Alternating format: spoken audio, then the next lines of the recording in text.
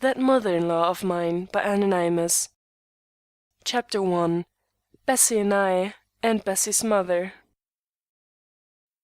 Why, Charlie, you shan't talk so about my mother. I won't allow it. It does sound a little rough, my dear, but I can't help it. She does exasperate me so. She doesn't show a proper deference for your husband, my dear. We're married now, and she ought to give up her objections to me. I can't be expected to place myself in her leading strings. But you mustn't demand too much at once, and should try to conciliate her. Now do for my sake, won't you, dear? Here we were, only a month married, and spending our honeymoon at a most charming summer resort, where there was no excuse for getting out of patience. Everything was beautiful and attractive. Little hotel, strange to say, quite delightful. No fault to find with surroundings and accommodations. My darling Bessie, as sweet as an angel, and determined to be happy and to make me happy. Everything, in short, calculated to give us a long summer of delight.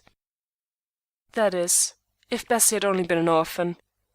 But there was her mother, who had joined us on our summer trip after the first 2 weeks of unalloyed happiness, and threatened to accompany us through life. Already it almost made the prospect dismal. The idea that Bessie and I would ever quarrel, or even have any impatient word together, had seemed to me to be simply ridiculous. I had seen what I had seen. My dashing friend, Fred, and his stylish wife, they had been married 2 years, and a visible coldness had come upon them.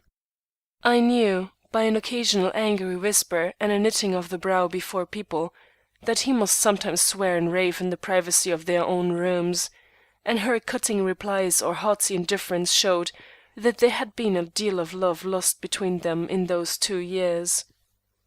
Other people, too, got indifferent or downright hostile in their martial relations. But then, I was not a dashing fellow, and Bessie was not stylish, and in other ways we were quite different from most people. Ours had been a real love match from the first. Bessie was simple and unaffected, honest and pure in every thought, and determined to make me a faithful and loving wife till death did us part. As for me, why, of course I was generous and affectionate, ready to make any sacrifice and bear any burden for the trusting creature who had so freely given herself into my keeping. There should be no clouds to darken her life. I would never be selfish or impatient, or for one moment hurt her gentle heart by heedless act or careless word.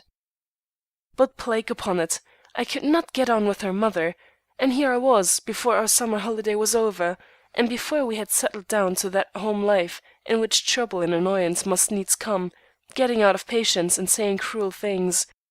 And there was Bessie, sitting in the summer twilight with a light shawl drawn over her shoulders, pouting her pretty lips with vexation, and digging the toes of her little boots in the balustrade in front of us, because I had expressed a pious wish that her mother was in Jericho. I declare, if there weren't tears gathering in her gentle blue eyes.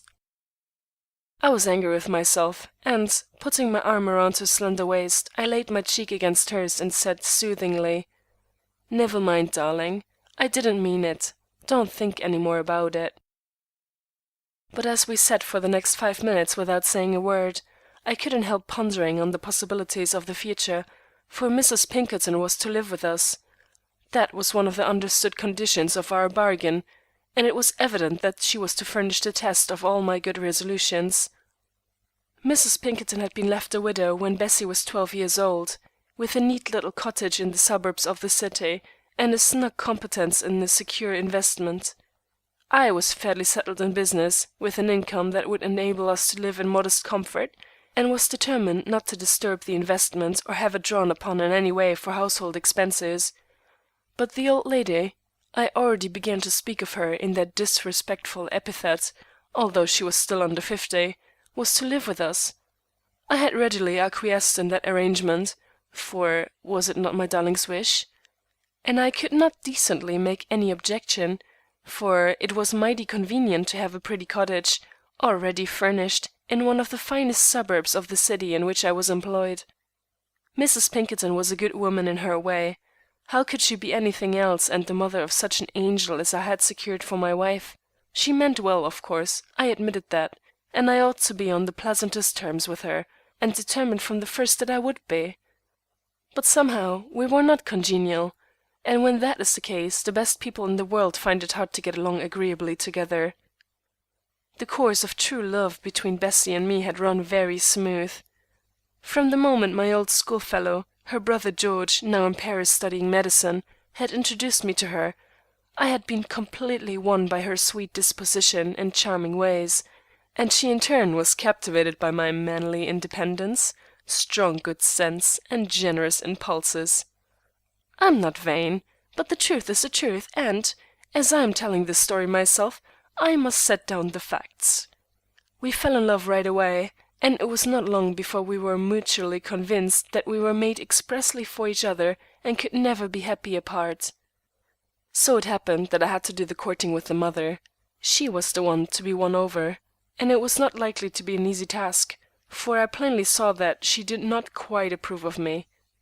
When I was first introduced to her, she looked at me with her great, steady blue eyes, as if analyzing me to the very boots, and evidently set me down as a somewhat arrogant and self-sufficient young fellow who needed a judicious course of discipline to teach him humility.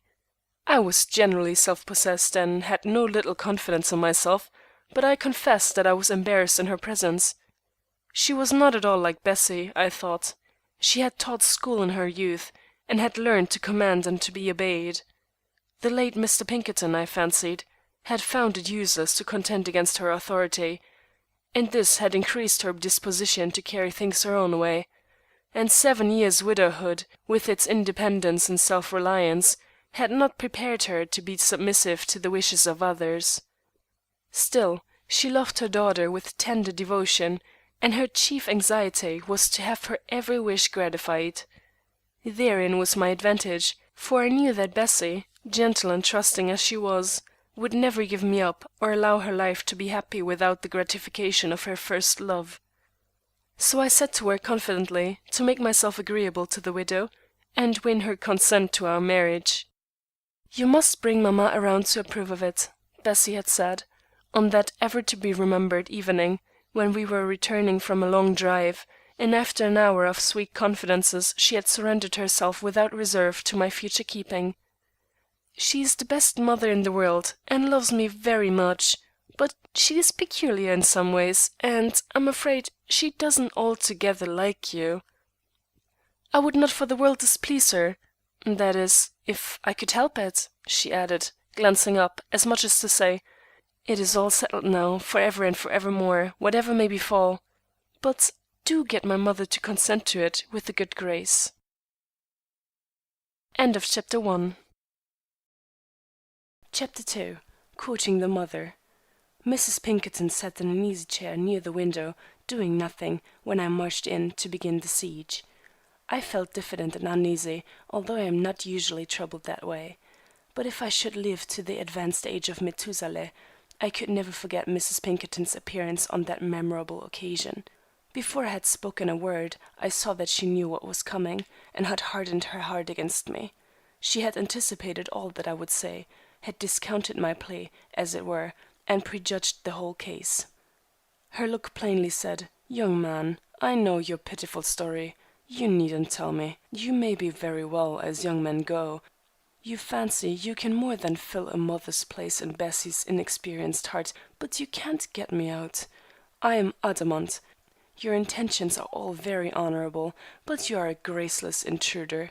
Your credentials are rejected on sight." I saw the difficult task I had undertaken. "Mrs. Pinkerton," I said, mustering all my forces, "it is no use mincing the matter or beating about the shrubbery. I am in love with your daughter, and Bessie is in love with me. I believe I can make Bessie happy, and am sure nothing but Bessie can make me happy.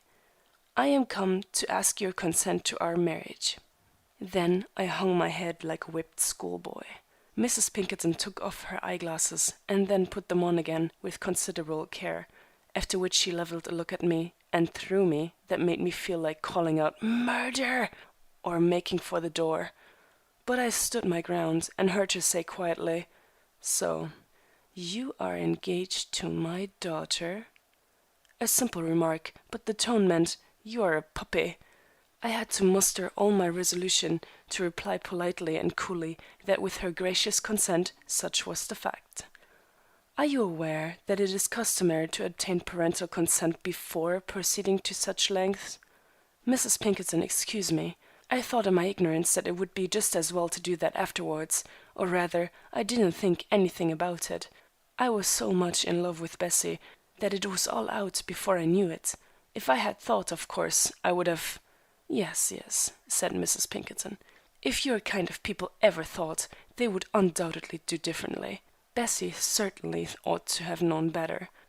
Girls rush into matrimony nowadays with as much carelessness as they would choose partners at a game of cricket. I should have been consulted in this. It is all wrong to allow young people to have such entire freedom in affairs of this kind as they are allowed in these days. But certainly, my dear Mrs. Pinkerton, I said, becoming somewhat impatient, you will not refuse your consent in this case? Bessie's happiness, that is, the happiness of all of us, our happiness, Bessie's and mine, I would say. No doubt your happiness is very important to yourself, Mr. Travers, and as to my daughter's well-being, I have looked to that for quite a number of years past, and I flatter myself I shall be able to look out for it in the future. Not if you insist on parting us, I cried, getting out of patience and letting all my carefully prepared plans of assault to go by the board. You may withhold your consent, but that cannot prevent our loving each other. Of course not. Nothing on earth can prevent young people who are in love from making themselves ridiculous. But getting married and living together soon cures them of sentimentalism. Won't you give us that chance to be cured, then, my dear Mrs. Pinkerton? I exclaimed, regaining a little tact. She seemed to be taking it under advisement, and my courage came up a little. Then, looking at me with her peculiarly searching gaze, she said, "It isn't necessary to argue the case. I know all you would say. You love Bessie to distraction, you could not live without her, your heart would be hopelessly broken if you had to give her up, you will be true to her forever and a day, you offer her all of the good things of this world that any sane woman could desire, besides which you throw in an eternal undying devotion, and so on, to the end of the chapter. We will consider that all said, and so save time and trouble. You think that ought to end the matter and bring me to your way of thinking?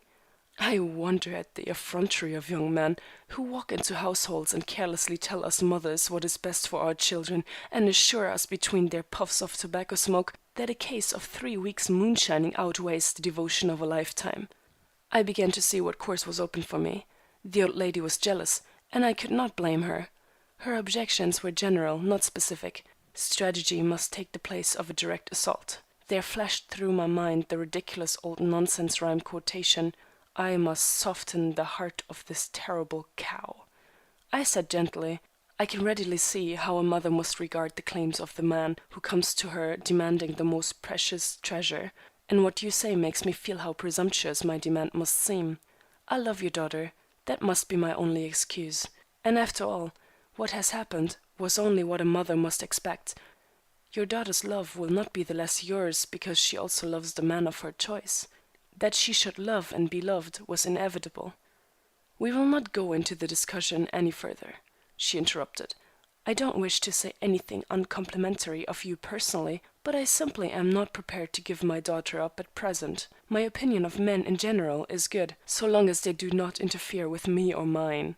Mental note, may there be precious little interference between us." "Your judgment is doubtless good," I said, smiling. "But there are exceptions which prove the rule, and I hope that you will find that even I will improve upon acquaintance." "Your conceit is abominable, young man." "Thank you. I have found no one who could flatter me except myself, so I lose no opportunity to give myself a good character." "Especially in addressing the mother of the woman you wish to marry, eh?" "Precisely, as she is naturally prejudiced against me. My dear Mrs. Pinkerton, what must I do to please you?" "Hold your tongue." "Anything but that. You admit that I am a good fellow enough, and that Bessie will probably marry someone in course of time. Now, I don't see why you cannot make us both happy by giving your consent. It costs you a pang to do it. I honor you for that. Give me the right to console you. By making myself an object of pity? No, not yet, not yet. I must, at least, have time to think." I inwardly cursed my luck. How long was this sort of thing going to last? I was about to rise and take my leave when an inspiration struck me. "Mrs. Pinkerton," I said gravely, "what you have said of the ties that exist between you and your daughter has touched me deeply. I believe we young people do not half appreciate a mother's unchanging love. It lies so far beneath the surface that we are too apt to forget its constant blessing. My mother died when I was very young. Ah, if she were only here now to plead my cause for me." With these words I turned on my heel and hastily got out of the room. I went into the garden and lighted a cigar, the better to think over the situation. I could not determine what progress, if any, I had made in the good graces of Mrs. Pinkerton. While I was cogitating, Bessie came out and approached me with an inquiring look. I am afraid my returning glance did not greatly reassure her. As she came up and took my arm, she said, "Well?" "Well? No, it's not very well. I am beaten, my dear. Your mother is simply a stony-hearted parent." "What did she say?" "Oh, she wants you to grow up an old maid, as if such a thing were possible, and says that lovers have no idea of what a mean, cruel thing it is to rob people of only daughters, and that she shall require time to think of it. What do you think of that?" Bessie knitted her pretty brows and dug her toes into the walk. "Perhaps I'd better go to her," she said. "Of course you must, but I know it won't be of any use just yet. We must, as she says, give her time. She will come around all right at the end of 9 or 10 years. The fact is, Bessie, she's a little bit jealous of me and regards me as an intruder." "Poor dear mamma," said Bessie, her eyes becoming moist. "Poor dear pussycat, you should have seen her shoot me with her eyes and ridicule my honest sentiment. She used me roughly, my dear, and I can't help wondering at my amazing politeness to her." Bessie was not discouraged. She had several interviews with her mother, in which protestations, tears, smiles, and coaxings played a part, but there was no apparent change of heart on the part of the old lady. I don't know how long this disagreeable state of affairs would have continued under ordinary circumstances had not an unexpected, thrilling, and, as it happened, fortunate occurrence hastened a crisis and brought an end to the siege. It was a very singular thing, and it seemed to have been prearranged to bring me glory, and, what was better, the desired goodwill of the stony-hearted parent. If there was any one thing that the worthy Mrs. Pinkerton detested more than men and tobacco, that thing was a burglar. Add fear to detestation, and you will see that when I defended the old lady from the attentions of a burglar, I had taken a long step in her good graces. It was a week after the interview narrated above, and in the early summer, Mrs. Pinkerton had gone down to a quiet seaside resort for a short stay, thinking to get away from me, but I was not to be put off so. I followed her, taking a room at the same hotel. About 1 o'clock at night, the particular burglar, to whom I owe so much, effected an entrance into the hotel through a basement window, and quietly made his way upstairs. Everyone was asleep except myself, and I was planning all sorts of expedients to conquer the prejudices of my mother-in-law that was to be. Mrs. Pinkerton's room opened on a long corridor, near the end of which my modest 7x9 snuggery was situated. It was a warm night, and the transoms of the doors at almost all of the bedchambers had been left open to admit the air. A gleam of light from a dark lantern, coming through my transom, was what led me to hastily don a pair of trousers and take my revolver from my valise. Then I opened my door very cautiously, without having struck a light, and I could see nothing. I waited for a few moments, almost holding my breath. At the end of those few moments I could make out the form of a man swarming over the top of the door of Mrs. Pinkerton's room. His head and shoulders were already inside of the room, and I could see his legs wriggle about as he noiselessly wormed his way through the narrow transom. It took me but a brief second of time to glide forward on tiptoe and mount the same chair which had been used by the intruder in climbing through the transom. This done, I seized both the wriggling legs simultaneously and gave a tremendous pull. My excitement must have imbued me with double my natural strength, and the result of that pull was simply indescribable. Burglar, transom glass, chair, and all went in a heap on the floor of the corridor, producing the most appalling and unearthly racket conceivable. The whole house was in an uproar in a moment. People seemed to spring up from every square foot of floor in the corridor as if by magic. Cries of "Fire! Murder! Help!" and screams of frightened women rose on every hand. The costumes which I beheld on that momentous occasion were not only varied, but exceedingly amusing and picturesque as well. The assembled multitude found nothing to interest them, however. I alone was to be seen, seated on a broken chair with a rapidly swelling black eye, while broken glass and an extinguished lantern lay on the floor. I told the male guests what had happened. The burglar had not waited to ask for my card, but had contented himself with planting one blow from the shoulder on my left eye before I could get upon my legs. And my revolver, well, I had not had the ghost of a chance to use it. It was in my pocket. 15 minutes after the fracas, Mrs. Pinkerton came to my room, completely dressed, and insisted upon coming in to hear all about it, and to overwhelm me with thanks and admiration. I was as modest as heroes proverbially are, and then and there told her never to refer to the subject again unless she addressed me as Bessie's betrothed. We went riding together, Bessie, Mrs. Pinkerton, and I, the day after this episode, and without any previous indication of an approaching thaw, that singular old lady began to talk freely about what should be worn at the wedding, referring to it as though she had been the principal agent in bringing it about. End of Chapter 2. Chapter 3. Our Marriage. So it was that I brought my darling's mother around to consent, if not with a very good grace, still with apparent cheerfulness, and she at once took the direction of the nuptial preparations. I made a show of consulting her about many things, but she invariably gave me to understand that her experience and superior knowledge in such matters were not to be gainsaid. I was willing to leave to her all the fuss and frippery of preparing clothes for her daughter. It always seemed to me that she had clothes enough, and clothes that were good enough for married life. I couldn't understand why a young woman, on becoming a wife, should need a lot of new and elaborate dresses, such as she had never worn and never cared to wear, and an endless variety of undergarments of mysterious and incomprehensible make, with frills and fringes and laces and edgings, as if, up to that time, she had never had anything next to her precious person, except what was visible to the exterior world.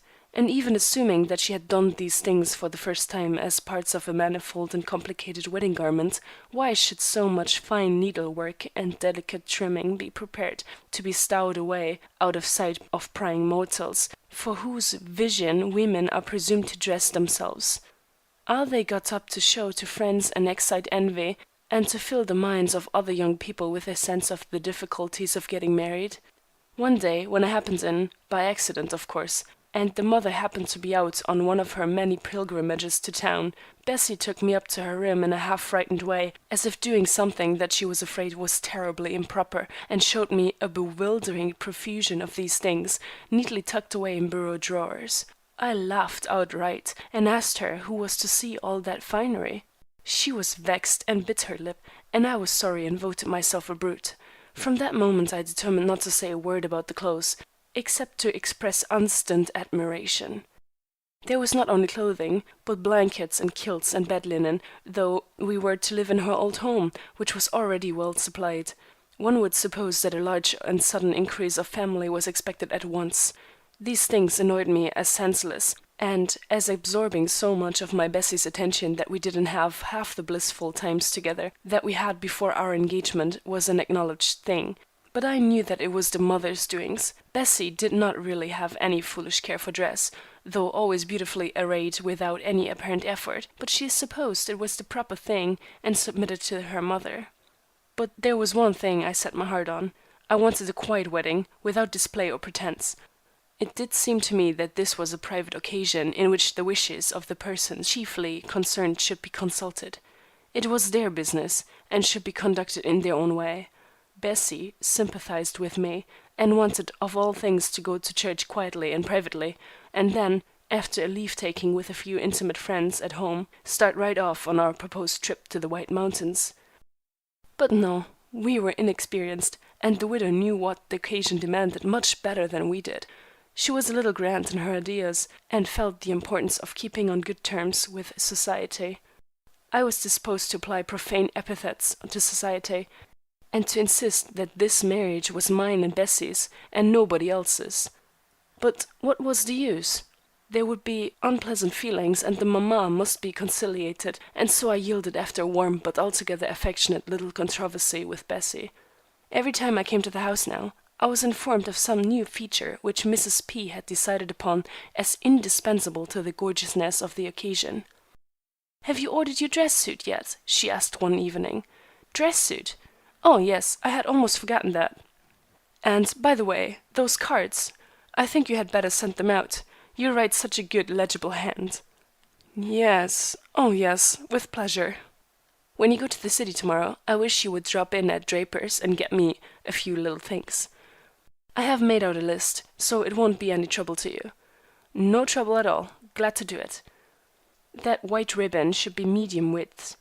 And before I forget it, have you written yet to your friend De Forest about his standing up?" "No, I forgot it. I'll drop him a line tomorrow. But what do you want that ribbon to be so long for?" "That is to be held across the aisle by the ushers, you know, to keep off the ignobile vulgus. You and Bessie will march up here, you see, preceded by the 4 ushers, and the bridesmaids and groomsmen, who will then range themselves off this way. The members of the families and the friends will be separated from the other people thus. It is very pretty. Belle Graham was married that way at St. Thomas's, and everybody said it was splendid."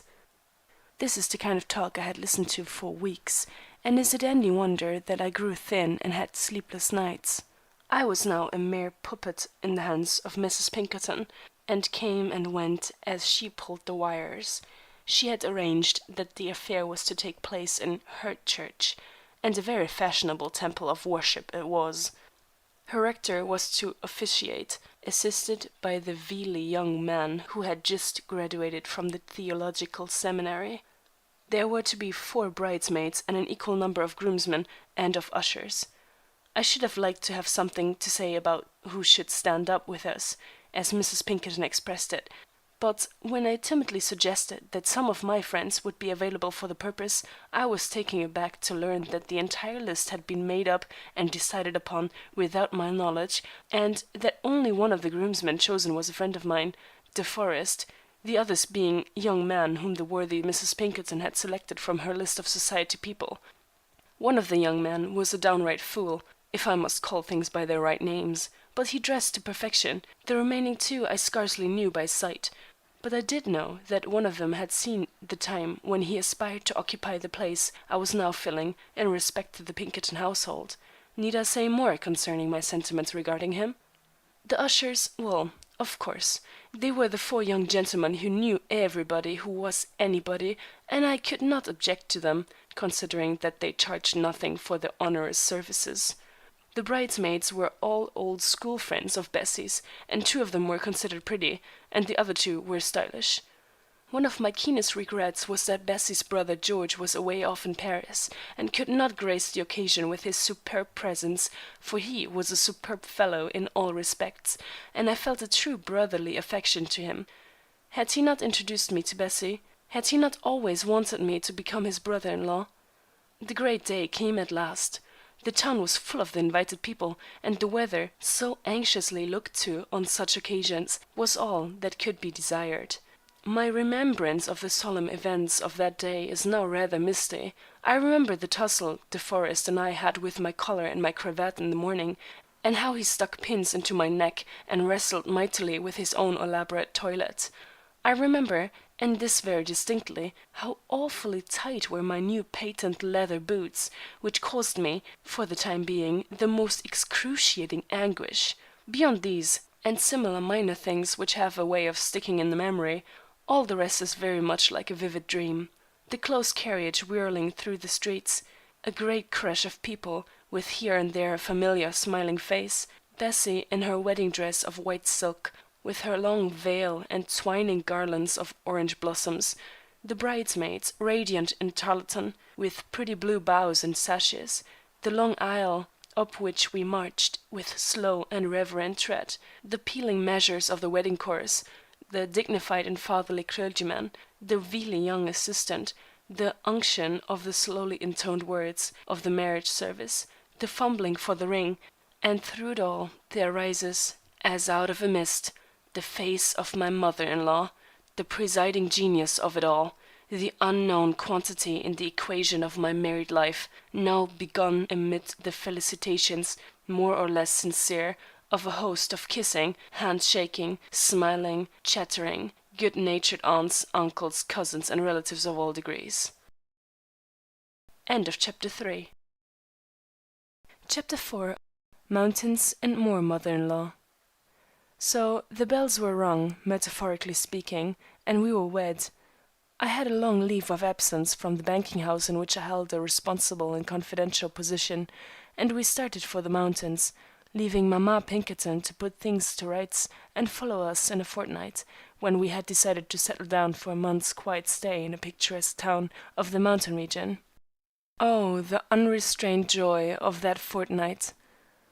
Everybody at the hotel seemed to know by instinct that we were a newly married pair, and knowing glances passed between them.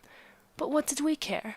With pride and a conscious embarrassment that made my hand tremble, I wrote on the registers in a bold hand, Charles Travers and wife.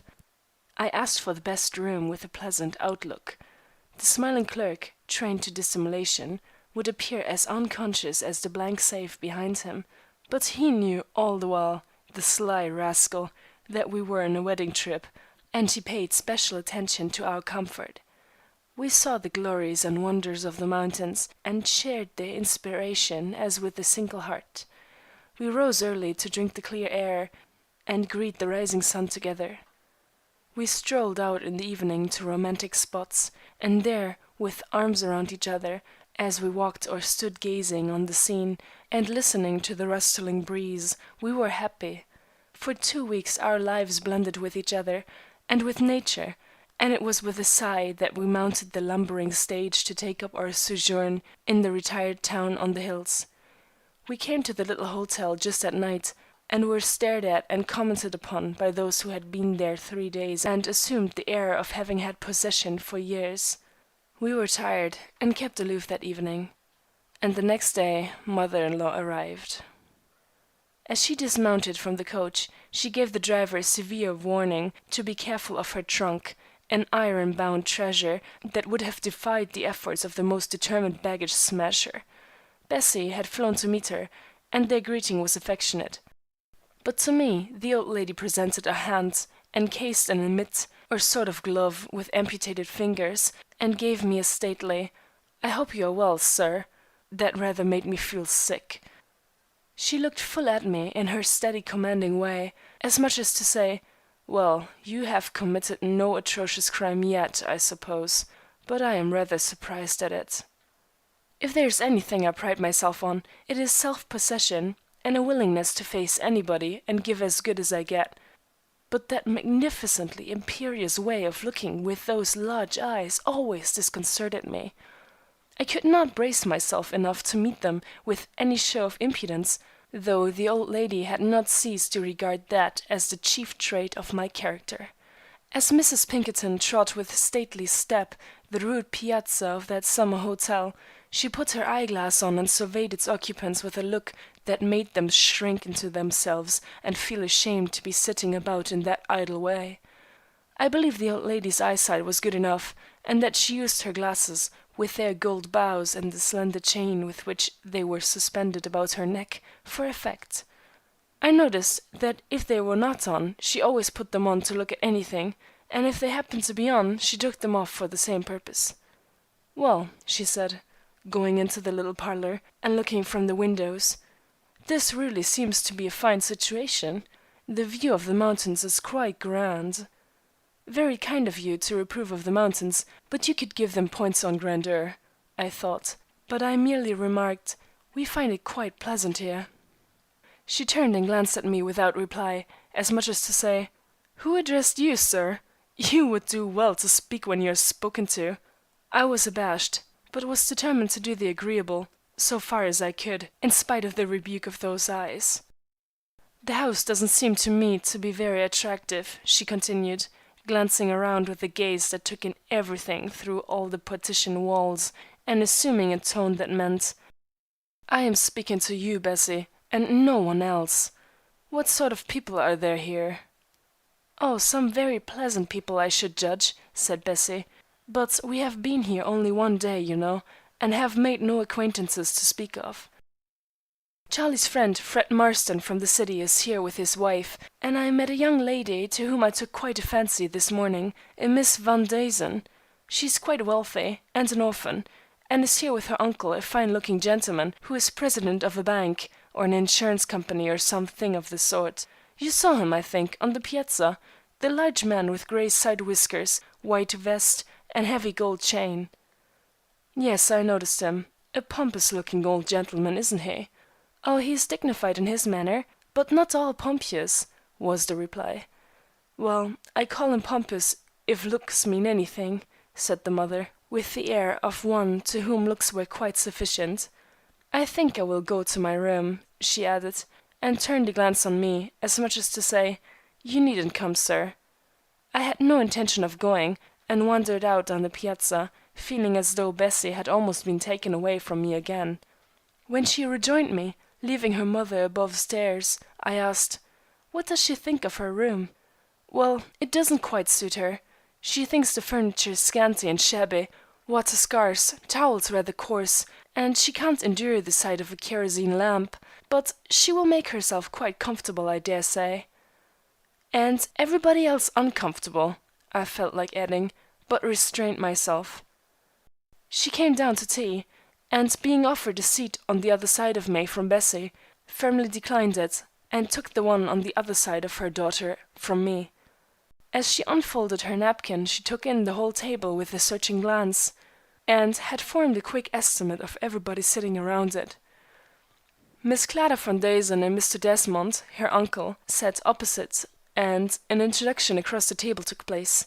The young lady was vivacious and talkative, and tried to make herself agreeable, but my mother-in-law did not like what she afterwards called her chatter, and set her down as a frivolous young person.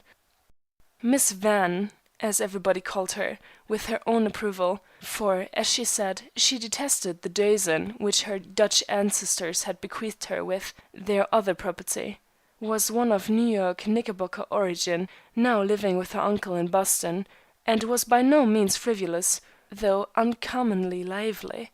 She had fine brown eyes, beautiful hair, and a complexion that defied sun and wind. It had the rosy glow of health, and indicated a good digestion and high spirits. Mr. Desmond seemed to be mostly white vest, immaculate shirt front, and gold chain, the last named article being very heavy and meandering through the buttonholes of his vest and up around his invisible neck. He said little, and was evidently not much given to light conversation. He was very gracious in his attentions to the ladies, however, and seemed to pay special deference to Mrs. Pinkerton. I afterwards learned that he was a widower of long standing, without chick or child, and the guardian of his niece, whom he regarded with great admiration.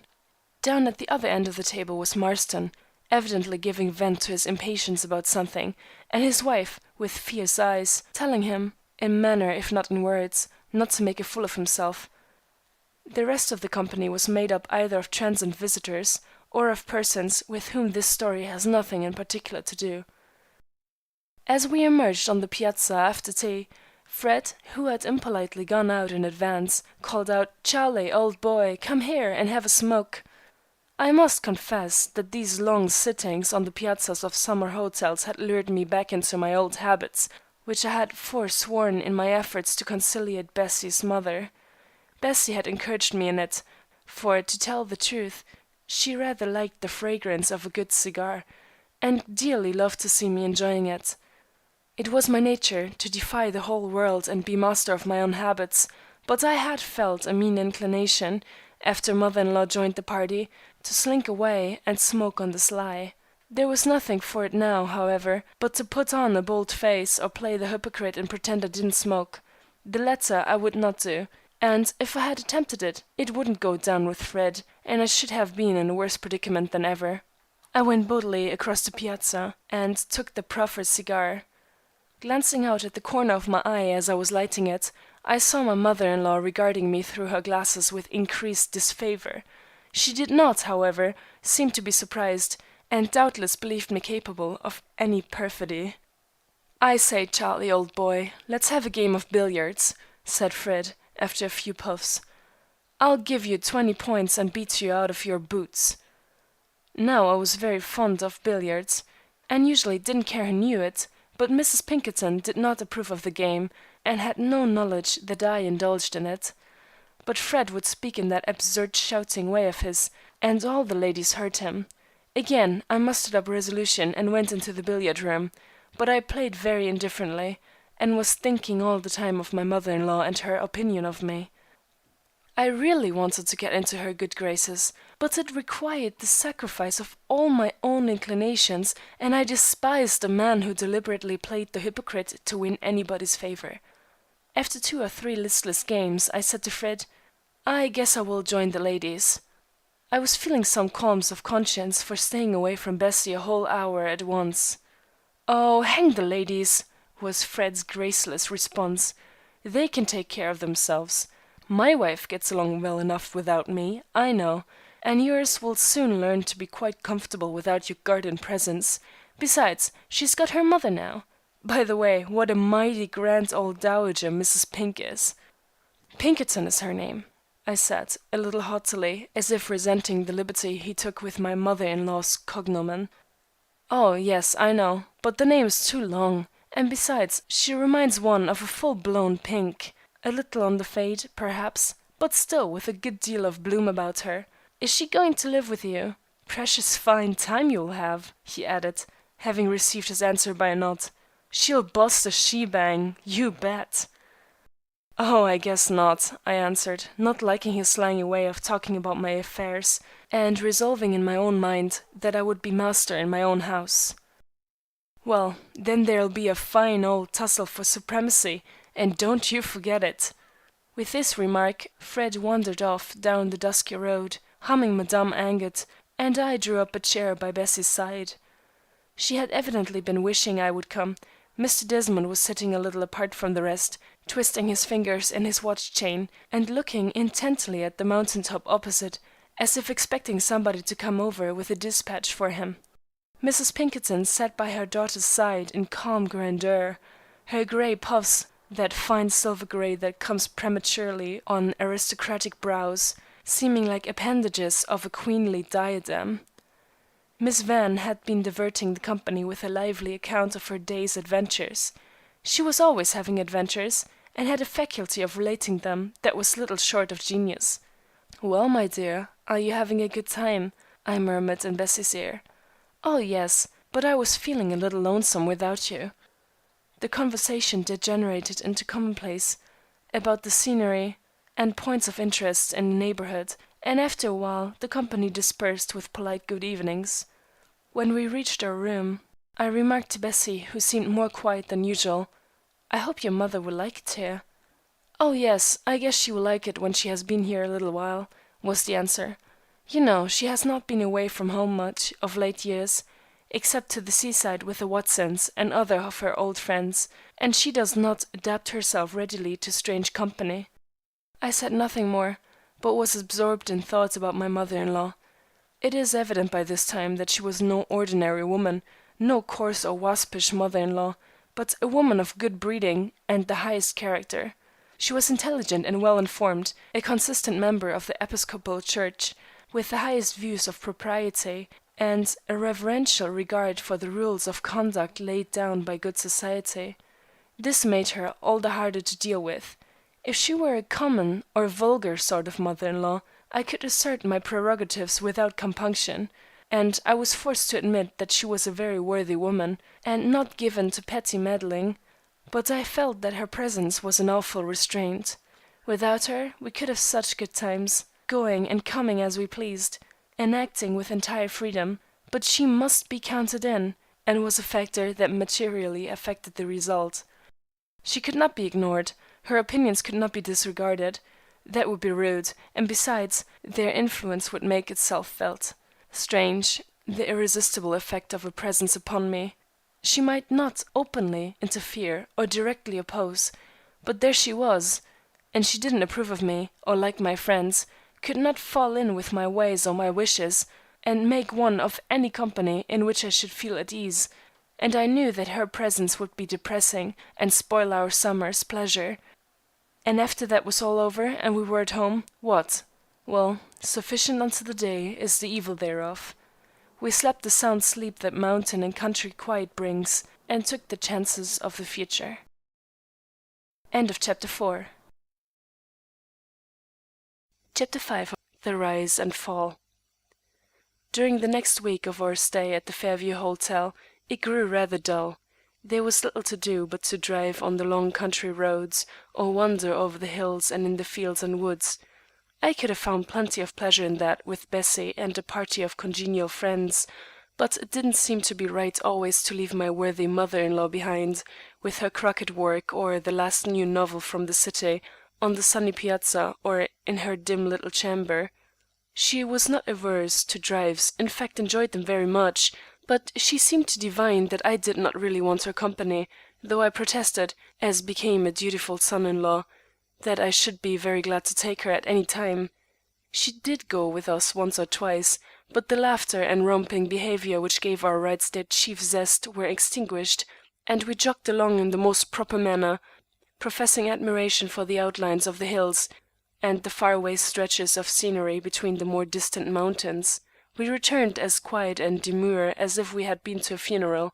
Mrs. Pinkerton saw the effect, and with her fine feeling of independence, she politely but firmly declined to go afterwards.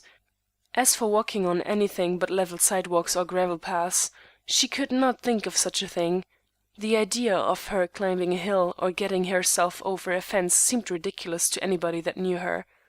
So it was that we were continually forced to leave her behind, or deny ourselves the chief recreation of the country. I was sincerely disinclined to slight her in any way, and desirous of contributing to her pleasure, but what could I do? A fellow can't get an iceberg to enjoy tropical sunshine. Our dislike to leave the old lady alone, although she insisted that she didn't mind it at all, led us to pass a large portion of each day, sometimes all day, about the house. It was deuced stupid, to use Marston's elegant phrase, but there was little to do for it. To be sure, there was Desmond, old Dives, Fred called him. He seldom went out of sight of the house, but he had a perfect mail bag of newspapers and letters every morning, and spent the forenoon indoors, holding sweet communion with them and answering his correspondence. In the afternoon he sat on the piazza by the hour, contemplating the mountain top that had such a fascination for him. He had a prodigious amount of information on all manner of subjects, and a quick and accurate judgment, but he was generally very reticent, as he tipped back in his chair and twisted his fingers in and out of that fine gold chain. My mother-in-law, from her shady nook of the piazza, would glance at him occasionally from her work or her book, as much as to say, "It is strange people can't make some effort to be agreeable, instead of being so stiff and dignified all the afternoon." But he seemed unconscious of her looks and her mental comments. His thoughts were probably in the marts of trade. Fred was continually going off to distant towns, or down to the great hotels in the mountains, for livelier diversion. His wife often insisted on going with him, to his evident disgust, not because she cared to be in his company, but because she wanted to go to the same places and could not well go alone. Now, Fred wasn't a bad fellow at heart. I had known him for years, and used to like him exceedingly. But he was left without a father at an early age, with a considerable fortune, and his mother was indulgent and not over-wise. He got rather fast as he grew up, and then he contracted a thoughtless marriage with Lizzie Carleton, a handsome and stylish young lady, fond of dress and gay society, and without a notion of domestic responsibility or duty. Like most women who are not positively bad, she had in her heart a desire to be right, but she didn't know how. She was all impulse, and gave way to whims and feelings, as if helpless in any effort to manage her own waywardness. As a natural consequence, there was constant jars between the pair. Fred took to his clubs and mingled with men of the race-course and the billiard-halls, and Lizzie beguiled herself as best she could with her fashionable friends. And where was Miss Van Duzen these long and tedious days? They were never tedious to her, for she was always on the go. She would go off alone on interminable strolls, and bring back loads of flowers and strange plants, and she could tell all about them too. Her knowledge of botany was wonderful, and she could make very clear sketches. She would sit by the hour on some lonely rock, putting picturesque scenery on paper, just for the love of it, for when the pictures were done, she would give them away, or throw them away, without the least compunction. She had a fine sense of the ludicrous, and was all the time seeing funny things, which she described in a manner quite inimitable. She had grown up in New York, before her father's death, in the most select of Knickerbocker circles, but there was not a trace of aristocracy in her ways. She was sociable with the ostler and the office boy, and agreeable to the neighboring farmers, talking with them with a spirit that quite delighted them. And yet there was nothing free and easy in her ways that encouraged undue familiarity. It was merely natural ease and good nature. She inspired respect in everybody but my mother-in-law, who was puzzled with her conduct, so different from her own ideas of propriety, and yet so free from real vulgarity. Mrs. Pinkerton could by no means approve of her, and yet she could accuse her of no offence which the most rigid could seriously censure. Miss Van was the life of the company when she was about, telling of her adventures, getting up impromptu amusements in the parlour, and planning excursions. She was the only person in the world, probably, who was quite familiar with Mr. Desmond, and she would sit on his knee, pull his whiskers, and call him an awful glum old fogey, whereat he would laugh and say she had gaiety enough for both of them. He admired and loved her for the very qualities that he lacked. All this while I was trying to win the gracious favour of my mother-in-law, but it was uphill work. She would answer me with severe politeness, and volunteer an occasional remark intended to be pleasant, but the moment I seemed to be gaining headway, a turn at billiards with Marston, for whom she had a great aversion, a thoughtless expression with a flavour of profanity in it, or my cigars, which I now indulged in without restraint, brought back her freezing air of disapproval. "Oh dear," I yawned sometimes, "why can't I go ahead and enjoy myself without minding that very respectable and severe old woman?" But I couldn't do it. I was always feeling the influence of those eyes, and even of her thoughts. I couldn't get away from it. Sunday came, and Mrs. Pinkerton expressed the hope that we were to attend divine service together.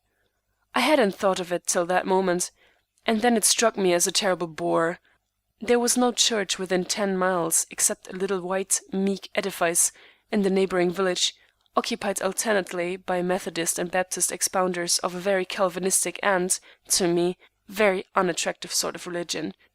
It was not altogether to my mother-in-law's liking, but she regarded any church as far better than none. "I presume you will go, sir," she said, addressing me when I made no reply to the previous hint. She always used "sir" with a peculiar emphasis when any suggestion was intended to have the force of a command. "Well, really, I had not thought about it," I said, rather vexed, as I secretly made up my mind, reckless of my policy of conciliation, that I would not go at any price. A tedious, droning sermon of an hour, and perhaps an hour and a half, in a country church, full of dismal doctrines, the sermon, not the church, I couldn't stand, I thought. Mrs. Pinkerton's eyes were upon me, waiting for a more definite answer. No. I don't think I really feel like it this morning. I thought I would read to Bessie quietly in our room and take a rest." "Very well, sir," she said. "Bessie and I will walk down to the village." "The deuce you will," I thought. "Walk 1.5 miles on a dusty road, to be bored."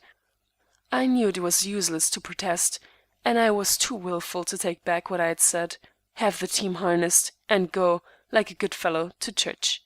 "No, I'll be blowed if I do," I muttered. So off went the widow and her daughter without me. Bessie tripped around to me on the piazza, looking like a fairy in her white dress and bit of blue ribbon, gave me a sweet kiss, and said, "I'll be back before dinner. Have a nice quiet time now." Oh yes, have a nice quiet time, and you gone off with that old dragon. It was a wicked thought, for she was not a bit a dragon, but the feeling came over me that I was going to feel miserable all the forenoon, and so I did. Miss Van and her uncle had gone early to the neighboring town, the largest in the county, for church and the opportunity of observing. Fred and his wife had gone, the night before, round to the other side of the mountains, where there was to be a sort of ball or hop at the leading hotel, and the rest of the people in the house might as well have been on the moon, for all that I cared about them. A nice quiet time, oh yes. lounging about and trying to think of something besides Mrs. Pinkerton and my own shabby behavior. I would 10 times rather have been in the dullest country church that ever echoed to the voice of the old and unimproved theology of Calvin's day. But I was in for it, and lay in the hammock and looked through the stables, tried to read, tried to sleep, started on a walk and came back, and almost cursed the quiet country Sunday, as specially calculated to make a man of sense feel wretched. At last Bessie and her mother returned, and we had dinner. In the afternoon I was an outcast from Mrs. Pinkerton's favor, but I had Bessie and read to her, and, on the whole, got through the rest of the day comfortably. The week following I began to feel that this was getting tiresome. Under other circumstances it might be very pleasant, but really I began to doubt whether I was enjoying it. But I made up my mind that during these days of leisure I ought to be making progress in the favor of my mother-in-law, with whom I was destined to live nobody could say how many years. I couldn't and wouldn't make a martyr or a hypocrite of myself. I wouldn't conceal my actions or deny myself freedom. So I smoked with Fred, played billiards, rolled 10 pins with Fred's wife and Miss Van, and even beguiled Bessie into that vigorous and healthful exercise which brought a gentle reprimand from her mother, addressed to her but directed at me. She did not think that kind of amusement becoming to ladies who had a proper respect for themselves. "Why, mamma, Miss Van Duzen plays, and says she thinks it's jolly fun," said Bessie innocently. "That doesn't alter the case in the least," was the rejoinder. "Miss Van Duzen can judge for herself. I don't think it proper. Besides, your husband's familiar way with those ladies, one of whom is married and no better than she ought to be, if appearances mean anything, does not please me at all." "Oh, mamma, how absurd! I see no harm in it at all, and poor Lizzie, I'm sure, never means any harm." "Well, well, my dear, I don't wish to say anything about other people, and I only hope you will never have occasion to see any harm in your husband's evident preference for the company of people with loose notions about proper and becoming behavior." On Saturday of that week a little incident occurred that raised me perceptibly in Mrs. Pinkerton's estimation. The great lumbering stage-coach came up just at evening, more heavily laden than usual, and top-heavy with trunks piled up on the roof. The driver dashed along with his customary recklessness, the 6 horses breaking into a canter as they turned to come up the rather steep acclivity to the house.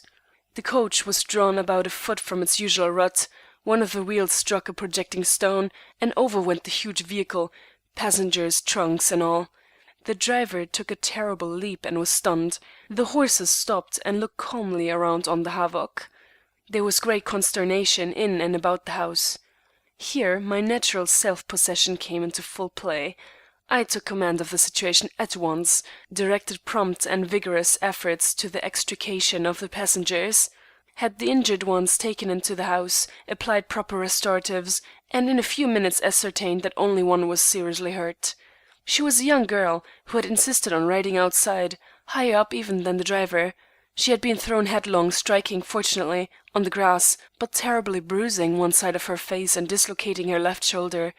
In a trice I had made her as comfortable as possible, dashed down to the village for the nearest doctor, having had the forethought to order a team harnessed in anticipation of such a necessity, and, having started the doctor up in a hurry, kept on to the neighboring county town for a surgeon who had considerable local reputation.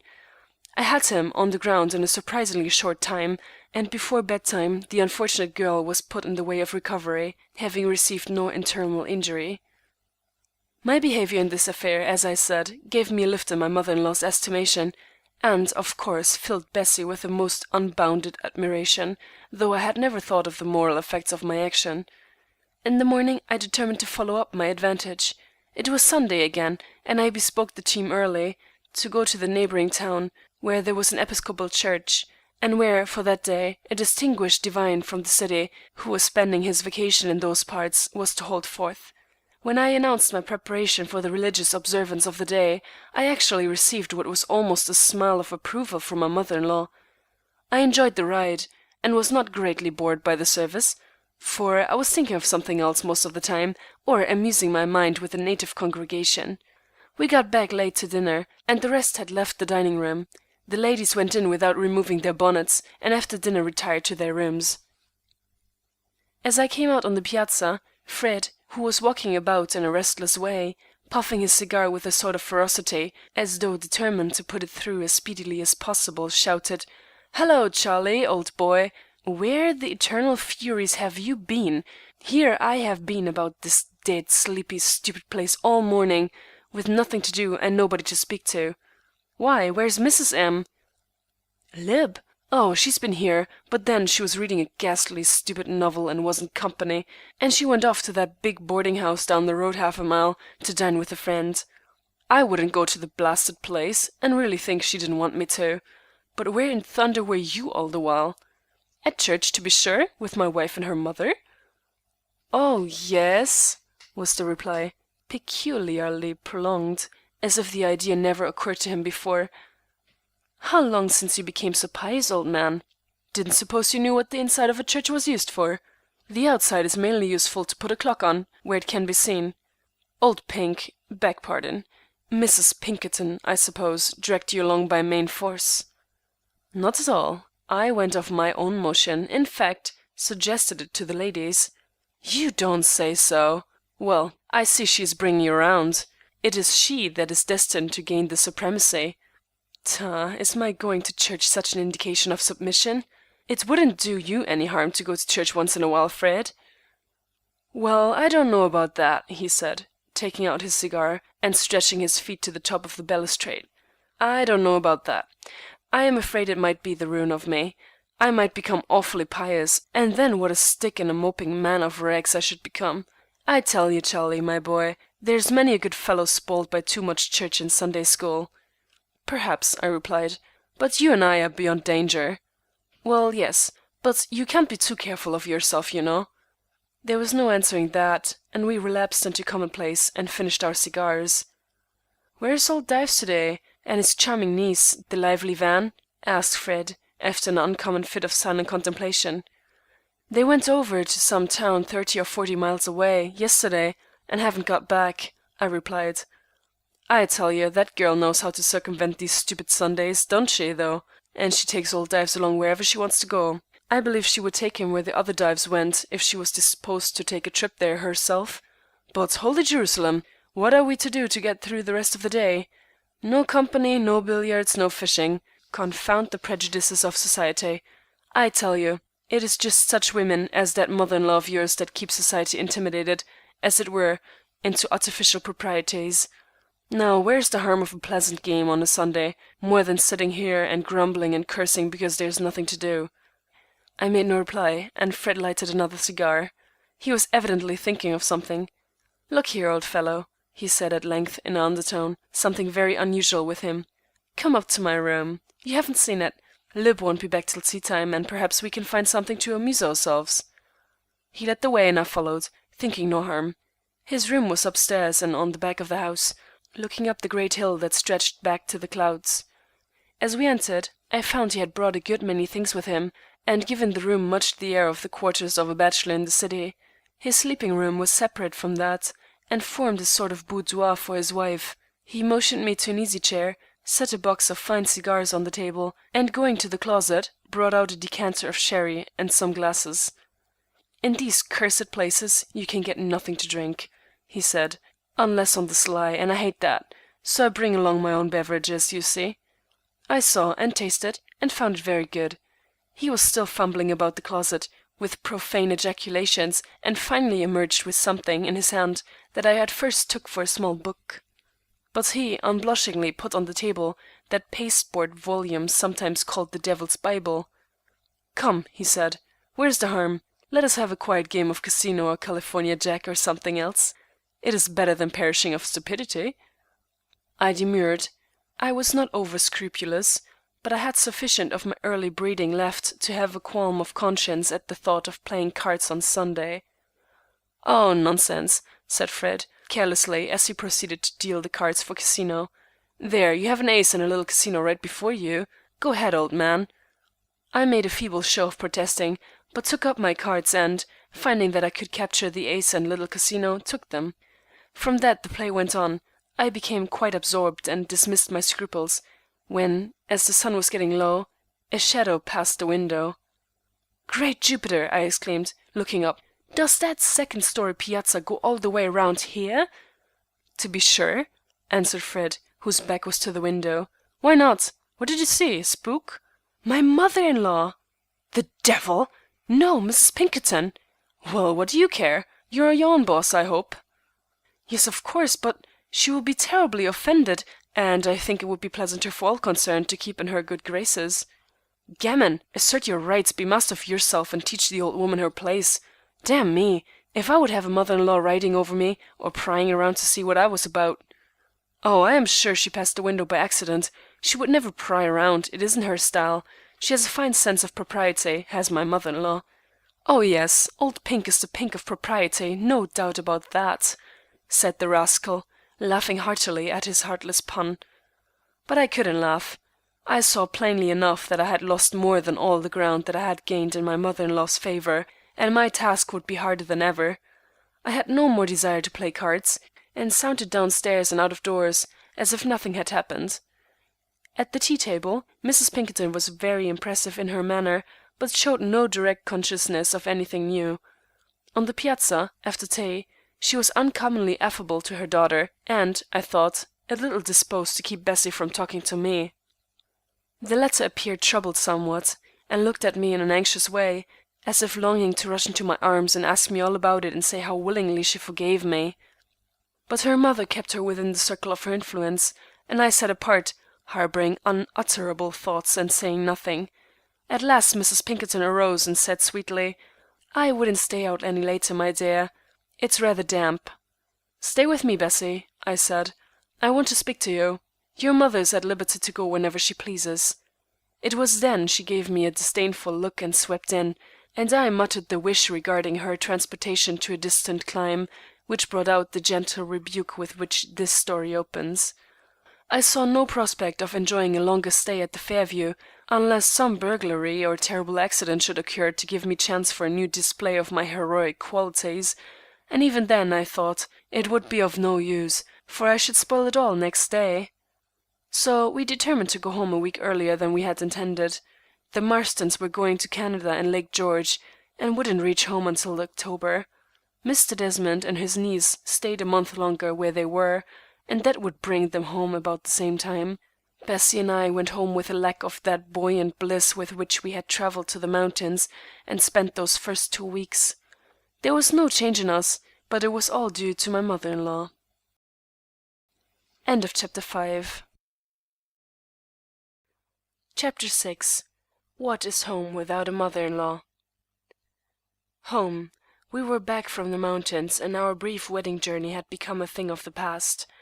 Mrs. Pinkerton's iron-bound trunk had been reluctantly deposited in her bedchamber by a puffing and surly hack-driver, and here was I, installed in the little cottage as head of the household, for weal or for woe. It was Mrs. Pinkerton's cottage, to be sure, but I entered it with the determination not to live there as boarder or as a guest subject to the proprietor's condescending hospitality. I was able and not unwilling to establish a home of my own, and inasmuch as I refrained from doing so because of Mrs. Pinkerton's desire to keep her daughter with her, I had the right to consider myself under no obligation to my mother-in-law. The cottage was far from being a disagreeable place in itself. It was small, but extremely neat and pleasant. The rooms were furnished with a degree of quiet taste that defied criticism. The hand of an accomplished housekeeper was everywhere made manifest, and everything had an air of refinement and comfort. There was no ostentatious furniture. The chairs were made to sit in, but not to put one's boots on. The cleanliness of the house was terrible. One could see that no man had lived there since the death of the late Pinkerton. Our room was the same that had been occupied by Bessie since she was a schoolgirl in short frocks. It was full of Bessie's things, and it was lucky that my effects occupied but very little space. "This is jolly," I said, as I sat down on the edge of the bed and pulled a cigar from my pocket. "How soon will supper be ready, I wonder?" There was no response. Bessie was unpacking, and such an unpacking! I lighted my cigar and threw myself back on the bed, wondering how they had got on without me at the bank. Presently in came mother-in-law to lend a hand at the unpacking. She did not see me at first, but the fragrance of my Manila soon reached her nostrils, and she turned. Such a look as she cast upon me! It almost took my breath away. But she did not say a word. The subject is beyond her powers of speech, I said to myself. Let us hope it will be so as a general thing. However, it made me feel uncomfortable, so by and by I got off the bed and went downstairs. At the supper table, I tried to make myself as agreeable as possible. I talked over the trip and spoke of the people we had met at the mountains, but I had most of the conversation to myself. Bessie did not seem to be in a mood to chat. Mrs. Pinkerton devoted herself to impaling me with her eyes once in a while. In a word, the mental atmosphere was muggy. "Desmond has travelled a great deal," I said. "I was speaking of French politics the other day, and he gave me a long harangue on the situation. He was in Paris several years, when he was a good deal younger than he is now." "Mr. Desmond is not a very old man," said Mrs. Pinkerton, "but he has passed that age when men think they know all there is to be known." I accepted this shot good-naturedly, and laughed. "His niece is a remarkably bright girl," I continued. "Don't you think so?" "I cannot say. I think it either bright or proper for a young lady to go off alone on mountain excursions for half a day, and return with her dress torn and her hands all scratched."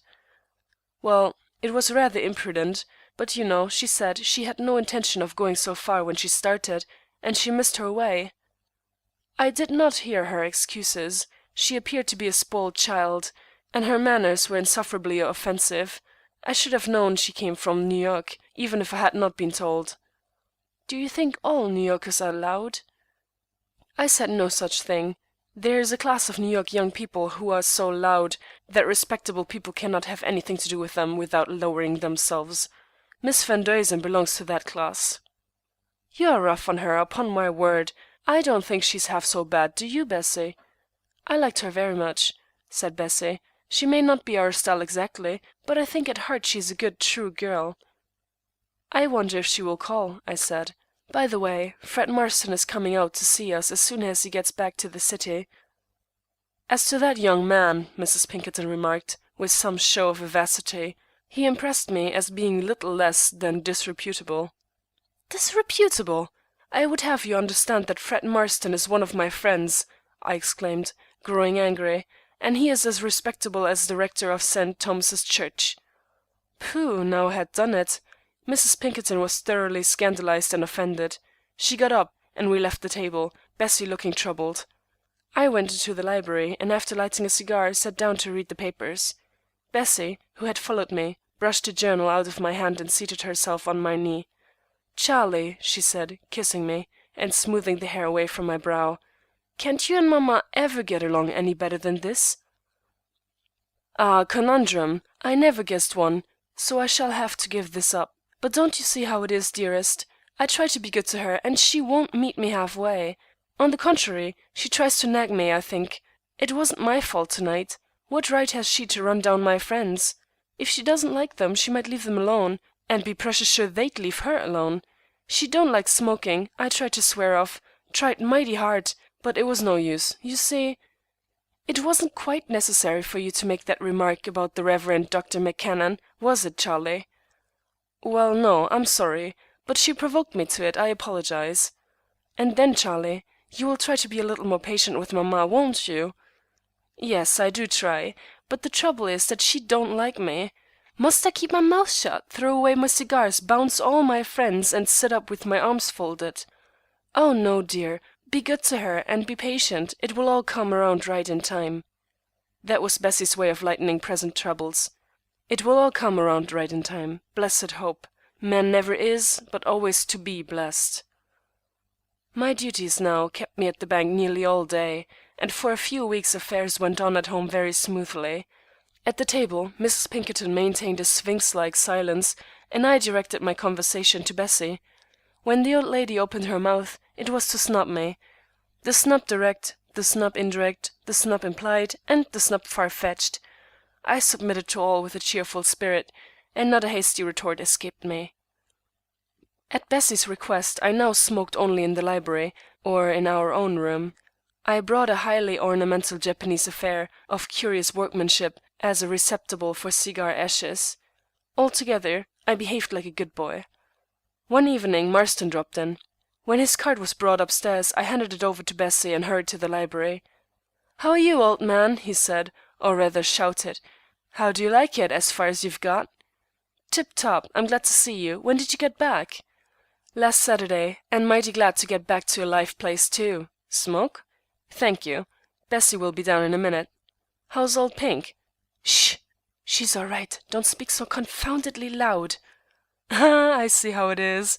By and by you won't dare to say your soul's your own. I pity you, Charlie, upon my word I do. Ned Tupney was married a few days ago, did you know it? And he's got a devil of a mother-in-law on his hands. A regular roarer. Here comes my wife," I broke in. "For heaven's sake, change the subject. Talk about roses." Bessie entered and exchanged a friendly greeting with Fred. "I was telling Charlie about some wonderful roses I saw at Primpton's greenhouse," said the unabashed visitor, and he forthwith laid aside his cigar on the tablecloth and launched into a glowing description of the imaginary flowers. Before he had finished, Mrs. Pinkerton entered, much to my surprise. She bowed in a stately manner, inquired formally as to the state of Fred's health, and as she took a seat I saw her glance take in that cigar. Fred could talk exceedingly well when he was so disposed, and he entertained us excellently, I thought. He had seen a good deal of the world, and had the faculty of chatting in a fascinating way about subjects that would usually be called commonplace. He was pleased with the aspect of the cottage, and complimented it gracefully. "Love in a cottage," he sighed, casting a quick glance around the room. "Well, it isn't so bad after all, with plenty of books, a pleasant garden, sunny rooms, a pretty view, and a mother-in-law to look after a fellow and keep him straight." And the wretch looked at Mrs. Pinkerton and laughed in a sociable way. I promptly called his attention to a beautiful edition of Thackeray's works in the bookcase, a recent purchase.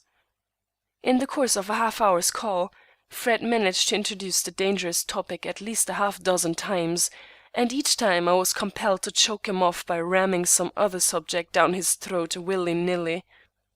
Finally he rose to go. I accompanied him to the front door. "Sociable creature, old Pink, eh?" he said. "Doesn't love me too well. Is she always so festive and amusing as to-night?" "Hold on a minute," was my reply. I ran back and got my hat and cane, and accompanied him toward the railroad station. "See here, Fred," I said, "your intentions are good, but I wish you would quit talking about Mrs. Pinkerton. I am doing my best to live peaceably and comfortably in the same house with her, and you don't help me a bit with your gabble. She's a very worthy woman, and not half so stupid as you imagine. I admit that we don't get along together quite as I would wish, but I'm trying to please my wife by being as good a son as I can be to her mother. What's the use of trying to rile up our little puddle?" "Oh, all right," he rejoined. "If you prefer your puddle should be stagnant, admirable metaphor, by the way, it shall be as you wish. Only I hate to see the way things are going with you, and I'm bound to tell you so. You're losing your spirit, tying your hands, and throwing all your manly independence to the winds. If you live 2 years with that irreproachable mummy, you won't be worth knowing. Do you dare go into town with me and have a game of billiards?" I went. We had several games. I got home about midnight. The next morning at the breakfast table, Mrs. Pinkerton said dryly, "Your friend Marston pities you, doesn't he?" "I don't know. If he does, he wastes his emotions," I replied. "I am glad you think so. He takes a good deal of interest in your welfare, and I suppose he could be prevailed upon to give you wise advice in that case of need?" "I dare say. Fred is a good fellow, and advice is as cheap as dirt." "And pity?" "Pity? Why do you think Fred pities me? Why should he pity me?" "Your question is hypocritical, because you know very well that he thinks you are a victim of a terrible mother-in-law." It was the first time she had ever spoken out so openly. I said, "We will leave it to Bessie." "Bessie, do I look like a victim?" "No," said Bessie, "but you are both the queerest puzzles. Mamma is always her dearest self when you are away, Charlie. You don't know each other all yet. When you are together you are both horrid, and when you are apart you are both lovely. And yet I don't know why it should be so. There is no quarrel between you and—" and Bessie began to cry. I got up. "No, there is no quarrel between us," I said, "but perhaps a straight-out row would be better than forever to be eating our own vitals with suppressed rancor." Mrs. Pinkerton made as if she would go around to where Bessie sat, to condole with her, without noticing my remark. "No, don't trouble yourself," I cried. "It's my place to comfort my wife." And I took Bessie in my arms tenderly, and kissed her tear-stained cheek almost fiercely. This theatrical demonstration caused my mother-in-law to sweep out of the room promptly, with her temper as nearly ruffled as I had ever seen it. "Oh, Charlie," whimpered my poor little wife despairingly, "what shall I do? It's awful to have you and mamma this way." And now it was my turn to say, "Cheer up, my love. It will all come around right in time." But my arrière-pensée was, would that that burglar had carried the old iceberg and carried her off to her native Nova Zembla. End of chapter 6. Chapter 7. Miss Van's Party and Other Unpleasantness. One day in the early fall, Mrs. Pinkerton received a letter, postmarked at Paris, which seemed to throw her into a state of extraordinary excitement. I knew her well enough to be certain that she would not tell me the news, but that I should hear it later through Bessie. Such was the case. When I came home towards evening, and went upstairs to prepare for supper, Bessie, who was seated in our room, said in a joyful tone, "George is coming home next month." "That's good," I said, and the more I thought of it, the better it seemed. A new element would be infused into our home life with his advent, and I confidently believed that the widow's society would be vastly more tolerable when he was among us. George had been so long in Paris that he had become a veritable Parisian. That he would bring along with him a large amount of Paris sunshine and vivacity to enliven the atmosphere of our little circle, I felt certain. "Is he coming to stay?" I asked. "He don't know. He says he never makes any plans for 6 months ahead. It will depend upon circumstances." "Well, that's Parisian. I'm very glad he's coming, and I hope circumstances will keep him here. Isn't old Dr. Jones pretty nearly dead? Seems to me George could take his practice." "Now, Charlie!" "It's all right, Puss. Doctors must die as well as their patients." I broached the subject to mother-in-law at the supper table, and, mirabile dictu, she agreed with me that we must keep George with us when we got him. In November George arrived. He didn't telegraph us from New York, but came right on by a night train, and, walking into the house while we were at breakfast, took us by surprise. Mrs. Pinkerton taken by surprise was a funny phenomenon, and I'm afraid propriety received a pretty smart blow when she threw her napkin into a plate of buckwheat cakes, dropped her eyeglasses, and rushed to meet the long-lost prodigal. As for George, he brought such a gale into the house with him—there are plenty of them on the Atlantic in November—that everything seemed metamorphosed. He laughed and shouted, and hugged first one of us and then another, and finally sat down and ate breakfast enough for 6 Frenchmen, every minute ripping out some wicked little French oath, and winking at his mother with the utmost complacency. Never since I had become an inmate of the cottage had we enjoyed a meal so much as this one. There was an abandon, an insouciance, an esprit, je ne sais quoi about this young frog-eater that thoroughly carried away the whole party, including even Mrs. Pinkerton.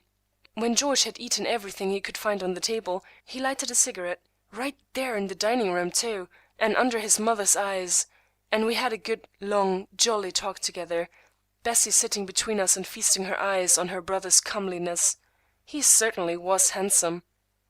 "I have no plans," he said, "except to loaf here a while and wait for an opening." "A French Micawber," said I. "And I suppose you know all about medicine and surgery?"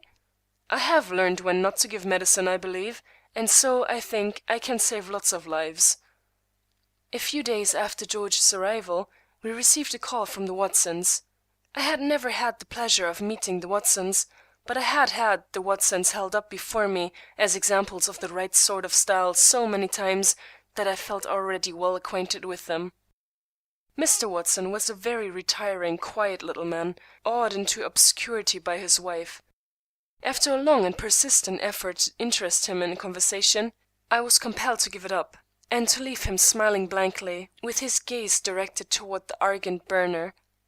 Mrs. Watson was immense in every sense of the word. Her moral and mental dimensions were awe-inspiring, and she delivered what I afterwards found, on reflection, to be very commonplace utterances, in a style in which unction, dogmatism, self-satisfaction, and finality were predominant. Once, when she had brought forth an unusually imposing sentence, her husband fairly smacked his lips. The Watsons had no children. They were among the most prominent attendants of Sir Thomas's, and the old gentleman was reputed to be worth about $1,000,000. George came in while the call was in progress, and after greeting the Watsons, he turned to Mrs. W. and uttered one of the most polished, delicate, pleasing little compliments it had ever been my fortune to hear uttered. Then he quietly withdrew into the background. Just then some more callers were announced, and what was my surprise to see Mr. Desmond and Miss Van Duzen enter. The former was as resplendent as to his watch chain as ever, and his niece looked charming. Introductions all around followed, and the company broke up into groups. George took a seat near Miss Van, and a brisk fire of conversation was soon under way between them, varied by frequent bursts of friendly laughter. Mr. Desmond soon drew out Mr. Watson, and their talk was on stocks, bonds, and the like. After Mrs. Watson had proved her theory of the laws of the universe, and had almost intoxicated my worthy mother-in-law with her glittering rhetoric, the Watsons took their departure. Before the others followed their example, Miss Van extended an informal invitation to us to attend a social gathering at her uncle's residence the following Wednesday evening. We went, of course, Mrs. Pinkerton, George, Bessie, and I. It was a pleasant party, and it could not have been otherwise, with Miss Van as the hostess.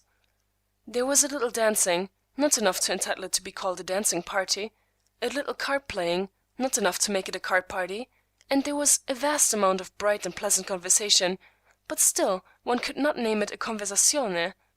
The company was remarkably good, and Miss Van's management, although imperceptible, was so skillful that her guests found themselves at their ease, and enjoying themselves without knowing that their pleasure was more than half due to her finesse. George was quite a lion, and I envied his easy tact, his unconscious grace of manner, and his faculty of saying bright things without effort. He and Miss Van got on famously together, and she found him an efficient and trustworthy aid in her capacity as hostess. Mrs. Pinkerton made a lovely wallflower, and I could not refrain from a wicked chuckle when I saw her sitting on a sofa, exchanging commonplaces with a puffing dowager. Presently, however, I noticed that she had gone, and I found that Mr. Desmond had been kind enough to relieve me from the onerous duty of taking her down to supper. I wish I had a printed bill of fare of that supper, for even George, fresh from Véfour and the Trois Frères Provençaux, acknowledged that it was sublime, magnificent, perfect. We men folks, in fact, talked so much about it afterwards that Bessie rebuked us by remarking that men didn't care about anything so much as eating. As Fred Marston remarked to me, while helping himself a third time to the salad, "It's a stunning old layout, isn't it?" His wife was there, dressed to kill, as he himself said, and dancing with every gentleman she could decoy into asking her. After we had come up from the supper-room, Fred Marston pulled me into a corner and inflicted on me a volley of stinging observations about the people in the room. George, Bessie, Mrs. Pinkerton, and Miss Van were, I supposed, in one of the other rooms. I had lost sight of them. Old Jenks lost a cool 100,000 fighting the tiger at Saratoga this last summer, said Fred. I had it from a man who backed him. Do you know that young widow talking with him near the end of the piano? No? Why, that's Mrs. de la Salles, and a devil of a little piece she is, twice divorced and once widowed, and she isn't a day over 25. You ought to know her. By the way, that brother of yours is a whole team, with a bull pup under the wagon. Does he let old Pink boss him around as she does you? It's a fine night, I said. Delightful. I say, Charlie, it must be a terrible bore to lug the old woman around to all these shindigs with you, huh? What do you think about the state election? I demanded. The Republicans have got a dead sure thing, I'll lay you a V. She has bulldozed you till you don't dare open your head, my boy. Yours is one of the saddest and most malignant cases of mother-in-law I ever struck.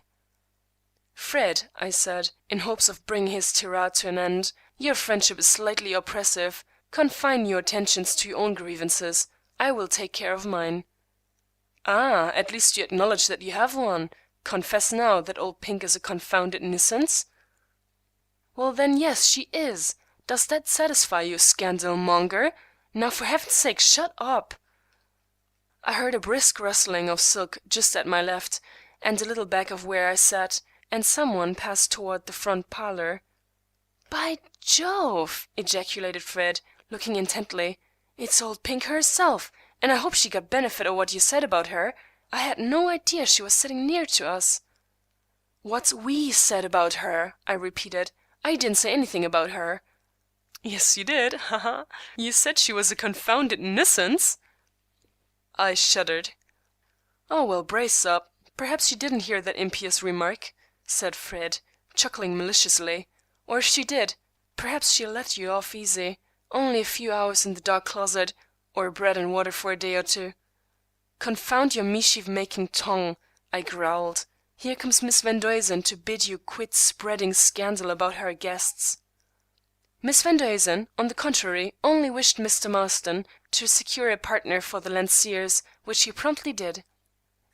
I sat brooding while the dancing went on, and was somewhat astonished, when it was over, to see George making for my corner. "How's this?" he said. "Didn't you go home with them?" "With them? What? You don't mean to say—" "But I do, though. Bessie and mother made their adieux half an hour ago, and I thought of course you had gone with them, as nothing was said to me.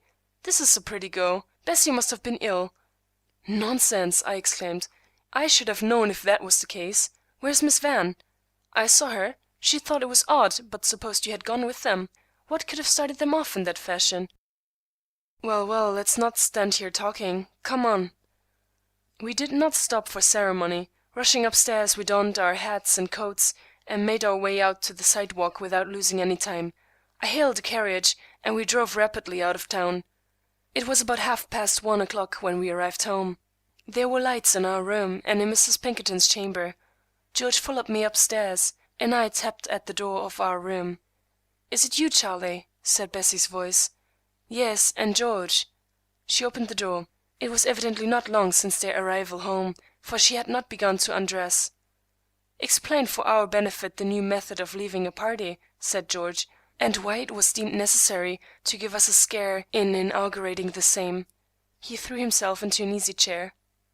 "Perhaps Mr. Travers is better able to tell you why mother should have left the way she did," said Bessie, trying to make her speech sound sarcastic and cutting, but finding it a difficult job, with her breath coming and going so quickly. "The deuce he is!" roared George. "Come, Charlie, what have you been up to? I must get it out of some of you." "I am utterly unable to tell you why your mother should have left in the way she did," was all I could find to say. "Sapristi! This is getting mysterious and blood-curdling. The latest feuilleton is nothing to it. Must I go to bed without knowing the cause of this escapade? Well, so be it. But let me tell you, young woman, that it wasn't the thing to do. If you find your husband flirting with some siren, you must lead him off by the ear next time, and don't sulk. Good night." George walked out and shut the door after him. "See here, Bessie," I said kindly. "Don't cry, because I want to talk sensibly with you." She was sobbing now in good earnest. "I want you to tell me what your mother said to you about me." She couldn't talk just then, poor little woman, but when she had her cry partly out, she told me. Her mother had not told her a word of what had passed between Fred Marston and me. The outraged dignity of the widow would not admit of an explicit account of the unspeakable insult she had received. She had simply given Bessie to understand that I had uttered some unpardonable, infamous slander, and had hustled the poor girl breathlessly into a cab and away, before she fairly realized what had happened. I then told Bessie what our conversation had been, and left her to judge for herself. I had not the heart to scold her for her part in the French leave-taking, though it made me feel miserable to think how few episodes of such a sort might bring about endless misunderstandings and heartaches. Of course, more or less talk was caused by the mysterious manner of our several departures from Miss Van's party, and, thanks to Fred Marston and his wife and similar rattle-pates, it became generally known that there was a skeleton in the Pinkerton closet. Miss Van soon heard how it came about, and nothing could have afforded a more complete proof of her refinement of character than the delicacy and tact with which she ignored the whole affair. End of Chapter 7. Chapter 8. Another Charlie in the Field. The winter, with its petty trials and contentions, had gone by. Spring, with its bloom and fragrance, was far advanced, and already another summer, with its possible pleasures and recreations, was close upon us. Before it had fairly set in, however, An event of extraordinary importance was to occur in our little household.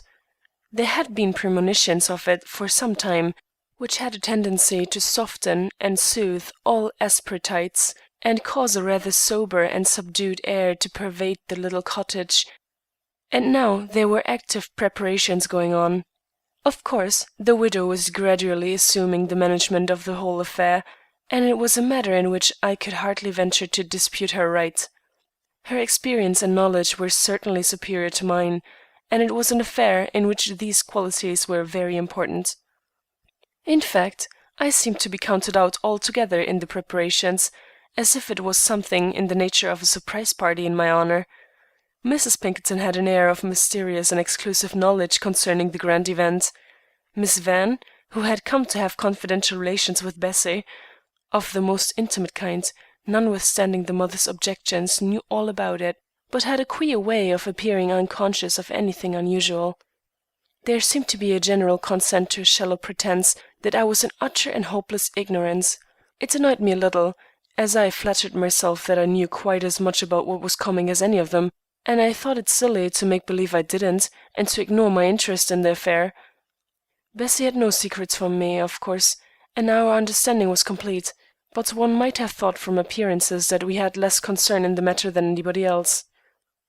As the auspicious time drew nearer, the goings-on increased in mystery, and the widow's control grew more and more complete. Bessie showed me one day a wardrobe that amused me immensely.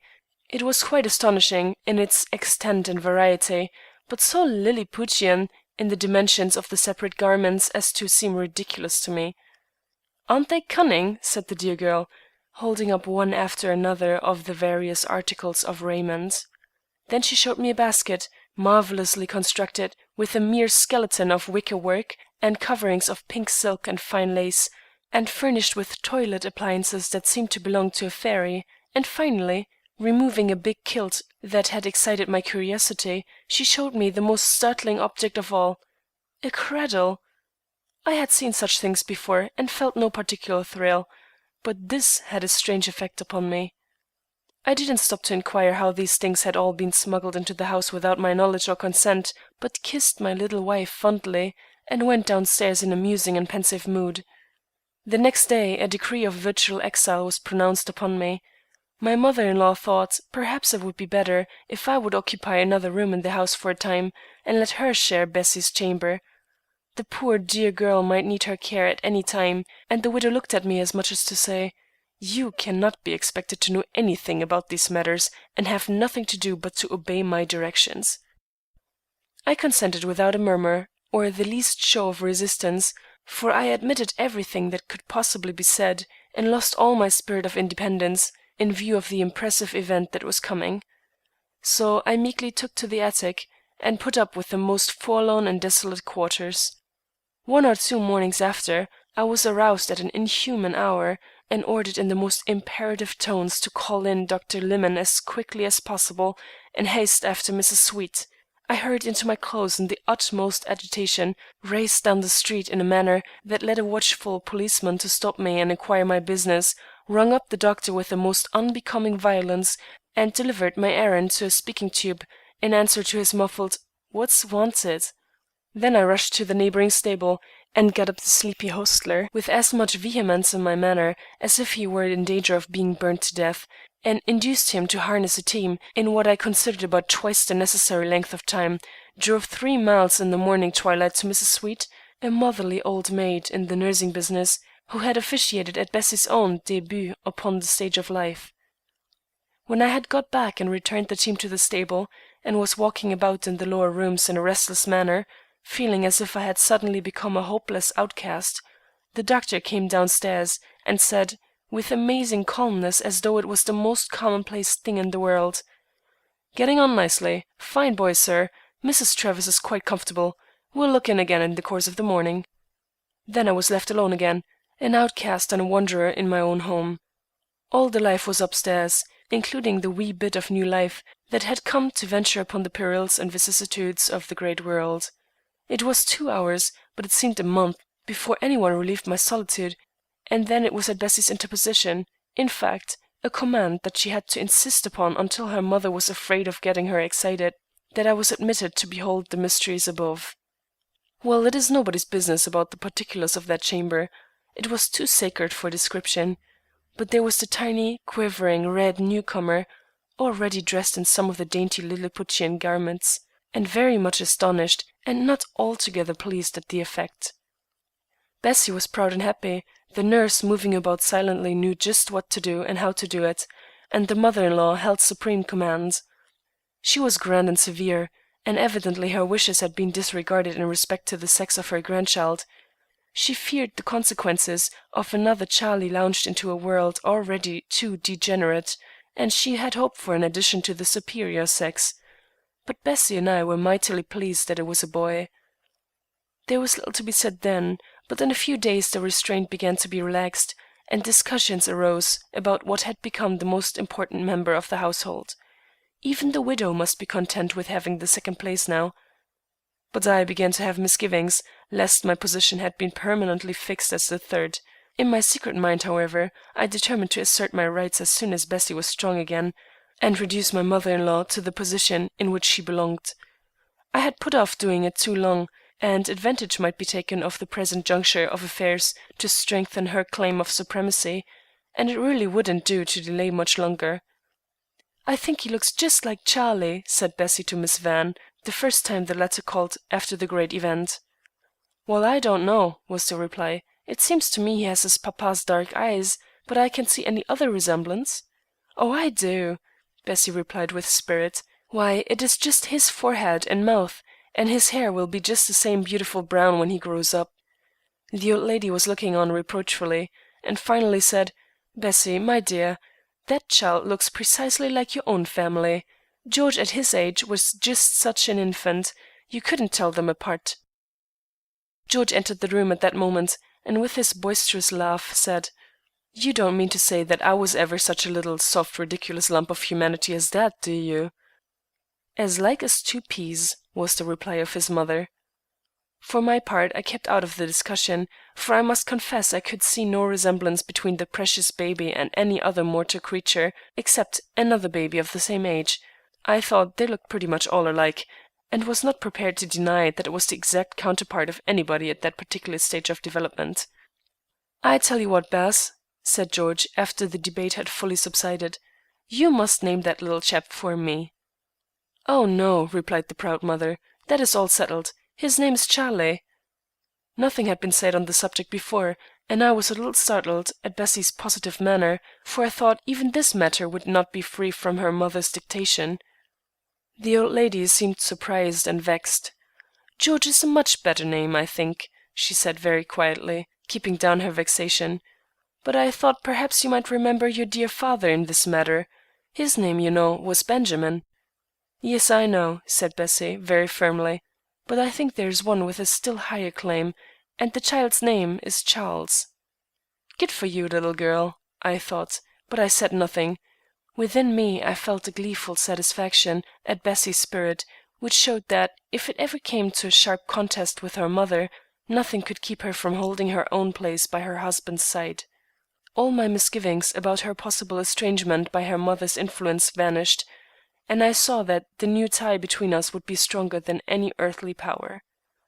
"Well," said George abruptly, after a pause, "I wouldn't be so disobliging about a little thing like that." "Ah, you wait until you can afford the opportunity of furnishing names, and see what you will do," I said jokingly. My joke was not generally appreciated. The widow gave me a look a little short of savage. Bessie suppressed a smile in order to give me a reproof with her eyes, and Miss Van just then thought of something wholly irrelevant to say, as if she had not noticed my remark at all. On the whole, I was made to feel that it was a disgraceful failure. Chapter 8. Chapter 9. The Shadow on Our Life. Another summer with all its glory was upon us. It was nearly a year since we were married, and I was beginning to feel the dignity of a family man. As Bessie regained her strength and bloom, she seemed to have a matronly grace and self-command quite new to her. As I looked back over our married life, I saw no dark shadows, no coldness between us two, no misunderstandings that needed occasion regret. But somehow it seemed as though that year had not been so bright and happy as it ought to have been. We had lived under an irksome restraint that was depressing. I had felt it more than Bessie, for she had been accustomed to submit to her mother, and did not chafe, but she plainly saw that my life had not been that blithesomeness that would have been natural to me, and which she would have been glad to give it. It was the presence and influence of the mother-in-law that gave a chill to my home life, and yet I could accuse the good woman of no special offense. She was no vulgar meddler, and never wished or intended to mar our domestic felicity. She had managed to keep control of our household arrangements, and we had passively acquiesced, but I felt that it would be better if Bessie would take command and cater more to our own desires. We could then have things our own way, and her position would be more becoming as the lady of the house. She began to regard it in the same light herself. Our social life, too, had been restrained and restricted. I was very fond of having my friends about me, and wished them to come in for the evening or to dinner or to pass a Sunday afternoon in our little bower, as often as they could find it agreeable. Mrs. Pinkerton made no open objections, but I knew the company of my friends was not congenial to her, and so was reluctant and backward in my invitations to them. Besides, they were apt to be chilled and disconcerted by the widow's stately presence and rebuking ways, and were disinclined to make themselves quite at home with us. Fred Marston and his wife had been quite driven away. Mrs. Pinkerton had declined to speak to the latter, and had told the former, in plain terms, that he used language of which no gentleman would be guilty. "By thunder!" roared the impulsive fellow, "I'll have you to understand that my wife and I are just as good as you, with your cursed airs of superiority," and he stormed out of doors, and incontinently returned to town. When I met him afterwards, he condescendingly declared that he didn't blame me, except that I ought to be a man and not allow old Pink to insult my guests. I did not particularly regret his discontinuing his visits, for, to tell the truth, I did not like his manners, and he had drifted into a circle and among associates not at all to my taste, but it galled me to have any one whom I chose to entertain driven out of my house. I think nothing saved our charming friend, Miss Van Duysen, to whom we had both become greatly attached, from being gracefully snubbed and insulted, except the presence of her uncle whenever she came out to visit us in the evening. Mr. Desmond's indisputable social rank, his unimpeachable demeanor as a gentleman, and the dignity and impressiveness of his presence, though it could by no means overawe my mother-in-law, made it impossible even for her to give him an affront. Besides, she seemed to have a real respect for that fine old gentleman. She would doubtless have thought better of him if he had been a regular attendant at St. Thomas's Church, but she could not learn that he was very constant at any sanctuary. His views were decidedly what are called liberal, and yet he was very considerable of the religious beliefs and practices of others, and would cheerfully acknowledge the worthy aims and good works of all the different Christian denominations. He seemed to understand why other persons should choose to join one or another, while he preferred to stay aloof, have his own ways of thinking, and do whatever good he might in his own way. He had large business interests and great wealth, and though he maintained his mansion in the city in great elegance, his family expenses were comparatively small, and he was reputed to make it up fully by supporting more than one poor family in a quiet way. He was liberal in his conduct as well as his belief, and his character and habits were above the reproach of the severest critic. Hence it was that the widow was forced to respect at least this one of our visitors, and to treat his niece with common civility, though cordiality was out of the question. In fact, we owed to Mr. Desmond not a little of what relief we obtained in our social life from the chilling restraints of the mother-in-law's presence. He seemed to take a real pleasure in coming out to our little snuggery. His stately establishment in town could not be very homelike. His niece presided over it with great skill, and saw that every wish or taste of his was gratified. She could always entertain him with her sprightly wit, and their social occasions were among the most elegant in the city.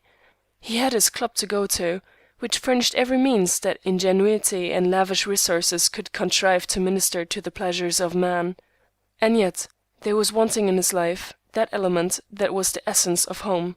He had longed for it when he was young, and had provided for it in his household, but the wife of his youth had been called from him early, and he had vainly tried to fill all his life with business, with silent works of charity, with elegance and profusion in his house, with his clubs, his studies, and his travels. But still, there was a void, and when he came to visit us, he seemed to find something akin to the home feeling in our little circle. So he came far oftener than was to be expected of one in his position. Clara was his excuse, but it was plain to see that he liked to come on his own account, and that he made himself very agreeable to us all. And when he came, we noticed the chilling influence of Mrs. Pinkerton much less than when he was not there. Sometimes we had a whist party. It was generally Bessie and I against Clara and George, but the widow had no objection to whist, and was occasionally induced to take a hand, while Mr. Desmond was quite fond of the game, and was a consummate player. When we young people made up the set, Mr. Desmond would converse with the widow, for though reticent where politeness did not call upon him to talk, he was incapable of the rudeness of sitting silent with another person, or in a small party of intimate friends, and these conversations, showing his wide information on all manner of subjects, his sympathy with all charitable movements, and his tolerant regard even for the widow's pet ideas on church and society, evidently increased her respect for him. George must not be forgotten as a member of our circle, and never can be by those who were in it. His vivacity did much to relieve us from the depression that brooded over us. He and Clara Van, as he had taken to calling her as a sort of play upon caravan, for was she not a whole team in herself, he would say, he and Clara had many a lively contest of words, and were well matched in their powers of wit and repartee. Thus there were lights as well as shades, reliefs as well as depressions, in our social life, but over it all was a shadow, the shadow of my mother-in-law. Chapter 9. Chapter 10. My mother-in-law subdued. As I was saying, I made up my mind that our happiness was marred by habitual submission to mother-in-law, and I determined to shake off the nightmare, to assert myself, and to reduce that stately crown of grey puffs to a subordinate place. How was I to do it? There was nothing that I could make the cause of direct complaint, and it was hard to get into a downright conflict which would involve plain speaking. I consulted with Bessie, and she agreed with me, and promised to assume the direction of household affairs. She did not like to hurt her mother's feelings, but she admitted that it was best for her to be the mistress. I could but admire the matronly firmness and tact with which she played her part. She gave her orders and told her mother what she proposed to do, and then proceeded to execute it as if there was no room for question. If opposition was made, she very quietly and firmly insisted. Her mother was astonished, and had some warm words, in which she accused me of trying to set her daughter against her. "Oh no," said Bessie, "Charles does not wish to set me against you or to have you made unhappy, but he thinks it better that I should be the mistress here, and I quite agree with him, and propose henceforth to be the mistress." The widow was not offended, but hurt. She had too much good sense not to see the propriety of our decision, and she surrendered and tried not to appear affected. This was the first victory. Another time, at the table, she had exercised her prescriptive right of extinguishing me for some remark of which she did not approve. I fired up and remarked, "I have the right to speak my own opinion in my own house, Mrs. Pinkerton." "Oh, certainly you have the right to speak your own opinion in your own house," she replied, with the least little sarcastic emphasis on your own house, which cut me to the quick. "But you don't seem to think so," I said. "You have had a way of snubbing me and putting me down which I don't propose to tolerate any longer. I am master of my own conduct, and of my own household, and I hope, in future, that my liberty may not be interfered with." The widow's lip quivered, her great eyes moistened, and she left the table, not because she was offended, but to hide her injured feelings. I felt mean and would have apologized, but that I felt that my cause was at stake. There was no after explanation. My mother-in-law came and went about the house as usual, calm and polite. A silly woman would have refused to speak to me for some weeks, but she was not a silly woman, and took pains to speak with me with the most studied politeness, and to avoid offence. Here, too, she had evidently surrendered. This was victory number 2. One more, and the battle was won. It was a Sunday in June. I had especially invited Mr. Desmond and his niece to come out to dinner and to spend the afternoon, and had insisted to Fred Marston that he should come with his wife. I wanted to vindicate my right to have what friends I pleased, and then I didn't care overmuch if I never saw him again. Mrs. Pinkerton had gone to church alone as usual. For some weeks Bessie had been unable to accompany her, and I preferred the sanctuary at which the scholarly but heterodox Mr. Freeman preached. When she returned, our guests had arrived.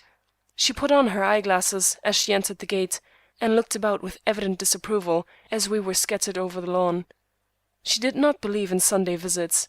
She was even stiff and distant to Mr. Desmond, and refused to see the Marstons at all, though they were directly before her eyes. She walked straight into the house. "By Jove," said George to me in an undertone, "that isn't right. I shall speak to mother about cutting your guests in that way." "Never mind," I replied. "Don't you say a word. I want an opportunity." He saw it in a minute, and acquiesced with a queer smile. He fully sympathized with me, and had even encouraged me in the work of emancipation. He had the utmost respect and affection for his mother, but he said it was not right for her to make my home unpleasant. That Sunday Mrs. Pinkerton joined us at the dinner table. I knew she would not be guilty of the incivility of staying away. "You remember my friends, Mr. and Mrs. Marston?" I said, by way of introduction, as she came in. "I remember them very well," was the reply. Too well, the tone implied. I made a special effort to be talkative, and to keep others talking during the dinner. It was very hard work, and I met with indifferent success. It was not a pleasant dinner. Mr. Desmond alone appeared not to mind the restraint, and he alone ventured to address the widow. She was polite, but far from sociable. We contrived to pass the afternoon tolerably, but not at all in the spirit which I wished to have prevail when I had friends to visit me, and all because of that presence. After they were gone, I took occasion to introduce the subject, for I had learned that Mrs. Pinkerton's skill in expressing her disapproval in her manner was so great that she relied on it almost altogether, and rarely resorted to words for the purpose. "I'm afraid you did not enjoy the company very much to-day," I said, as we were sitting in the little parlor overlooking an exquisite flower garden. "No, sir," she answered, with the old emphasis on the sir. "I do not approve of company on the Sabbath, and I had hoped you would never again bring those Marstons into my presence at any time." "Excuse me, madam, but I propose to be my own judge of whom I shall invite to visit me, and of the time and occasion. I presume you admit my right to do so?" "Certainly, sir. I never disputed it, and had no intention of saying anything if you had not introduced the subject." "I introduced the subject for the very purpose. In fact, I brought out the company for the very purpose of vindicating my right, and it would be very gratifying to me if you would concede it cheerfully, and not, by your manner and way of treating my friends, interfere with it hereafter." I was almost astonished at my own courage and spirit, and still more so at Mrs. Pinkerton's reply. It was dusky, and I could not see her face, but her voice trembled and choked as she answered, "God knows I do not wish to interfere with your happiness. Bessie's happiness has been my one thought for years, and now it is bound up with yours. I have my own notions which I cannot easily discard, but I would not do or say anything that would mar your enjoyment for the world. I have long felt that I did do so, and have made up my mind to make any sacrifice of pride and inclination to avoid it." Here she actually broke down and sobbed, and I was very near joining her. "Never mind," I said at length, quite softened. "I guess we shall get along pleasantly together in the future, now that we have an understanding." "I hope so," she said, recovering her serenity, and we relapsed into a painful silence. This was the third and final victory, but I felt no elevation over it. My mother-in-law receded somewhat into the background, but it was so much in sorrow, rather than anger, that I felt her new mood almost as depressing as the old. I didn't want her to feel injured or subdued, but evidently she couldn't help it, and the mother-in-law, though conquered, was herself still, and that congeniality that would make our life together wholly pleasant was impossible. Her existence was still a shadow, less chilling and more pensive, but a shadow in our home, and it seemed destined to stay there. End of Chapter 10. Chapter 11. George's new departure. George is growing very restless. I don't know what ails him, Bessie said to me. I can guess, I said, looking wise. What is it? Do you remember what an uneasy, good-for-nothing chap one Charlie Travers was when he first began to call on a certain young woman with conspicuous regularity? Oh, Charlie, you don't think he— No. Now, don't explode too suddenly. I wouldn't have him know that I suspect anything for the world. We won't know any names, but I keep my eyes about me, and I flatter myself I know the symptoms. And with these mysterious words, I started for the bank, leaving to Bessie a new and delightful subject for speculation and airy castle building. George did not come home to supper that day, but that was nothing extraordinary. I was sitting out on the porch, smoking after the meal, and saw him coming up the street. "Where have you been?" I asked, as he joined me and took a seat. "None of your business. In town." "Is Miss Van well?" I asked mischievously. "How should I know?" "Come, George, you don't play the part of innocence over well. Suppose you try candor and tell me where you have been." "You mistake my identity. I'm not your baby. You will find the youthful Charlie entertaining his mother upstairs." A long, drawn-out, agonized wail, proceeding from the regions above, showed how Bessie was being entertained. "No opening yet?" I ventured to ask, changing the subject. "Not the slightest prospect. If some of these doctors could only be inveigled into taking some of their own prescriptions. But no, they are too wise." "The bitterness of your tone would seem to indicate that you have not enjoyed your visit to the town?" "The town be hanged, and the country too. Let's take a walk down the street. Give me a cigar, confound you. How hot it is." We strolled down the street. "This is a terrible vale of tears, this world," said I. "The world is hollow, and my doll is stuffed with sawdust, which accounts for his howling." George was silent. He pulled at his cigar ferociously, smoked it half up, threw it away, and replaced it by a cigarette. When a man throws away the best part of a Reina Victoria, he is either flush or badly in love, I said to myself. I waited patiently for him to speak, as I was perfectly willing to receive his confidence, but I didn't have the chance.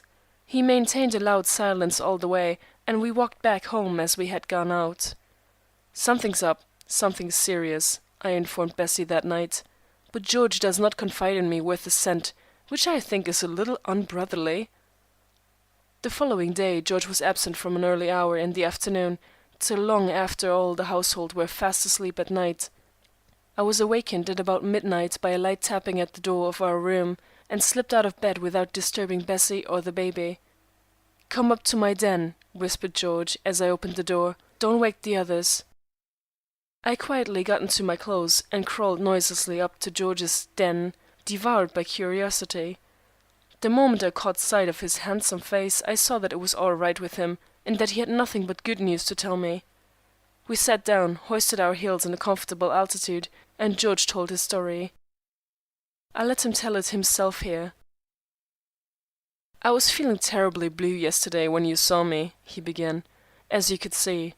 In the afternoon I went into town and, according to a previous arrangement, hired a horse and buggy and called to take her out riding. Of course her was Miss Van. We had agreed to take the old Linwood road and follow it to the village, returning through the Maplewood Park and so getting back to the city at about 6. We left the town and passed through the suburbs rapidly until we struck into the country, and there let the horse go his own pace, which was slow. So much the better. Miss Van Duzen was never more charming. We had the most agreeable bit of talk, and she drew me out till I amazed myself. She always does. It's no use my telling you, Charlie, but I have been a fool in my love for her ever since the night she came into this cottage, like a stray beam of sunshine on a cloudy day. My heart went out of my keeping the night she called here with the old gentleman. I believe it was her freshness, her moral purity, that acted on my morbid, half-blasé spirit like a tonic, and brought me to my feet. I'm talking random nonsense, you say, but why shouldn't I? I'm drunk with love. Don't laugh at me. I'll be all right by daylight, except a headache. We got to talking about ourselves. Lovers always do, don't they? You ought to know. There doesn't seem to be much else in the world worth talking about. I told her all about myself, my past with its good and bad points, and my present hopes and purposes. It all popped out as naturally as possible. I suppose it would sound like drivel if I were to repeat it. Finally, she began to laugh.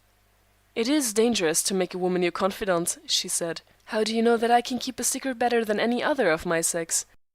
"I'm not afraid on that score," said I. "This is my confessional.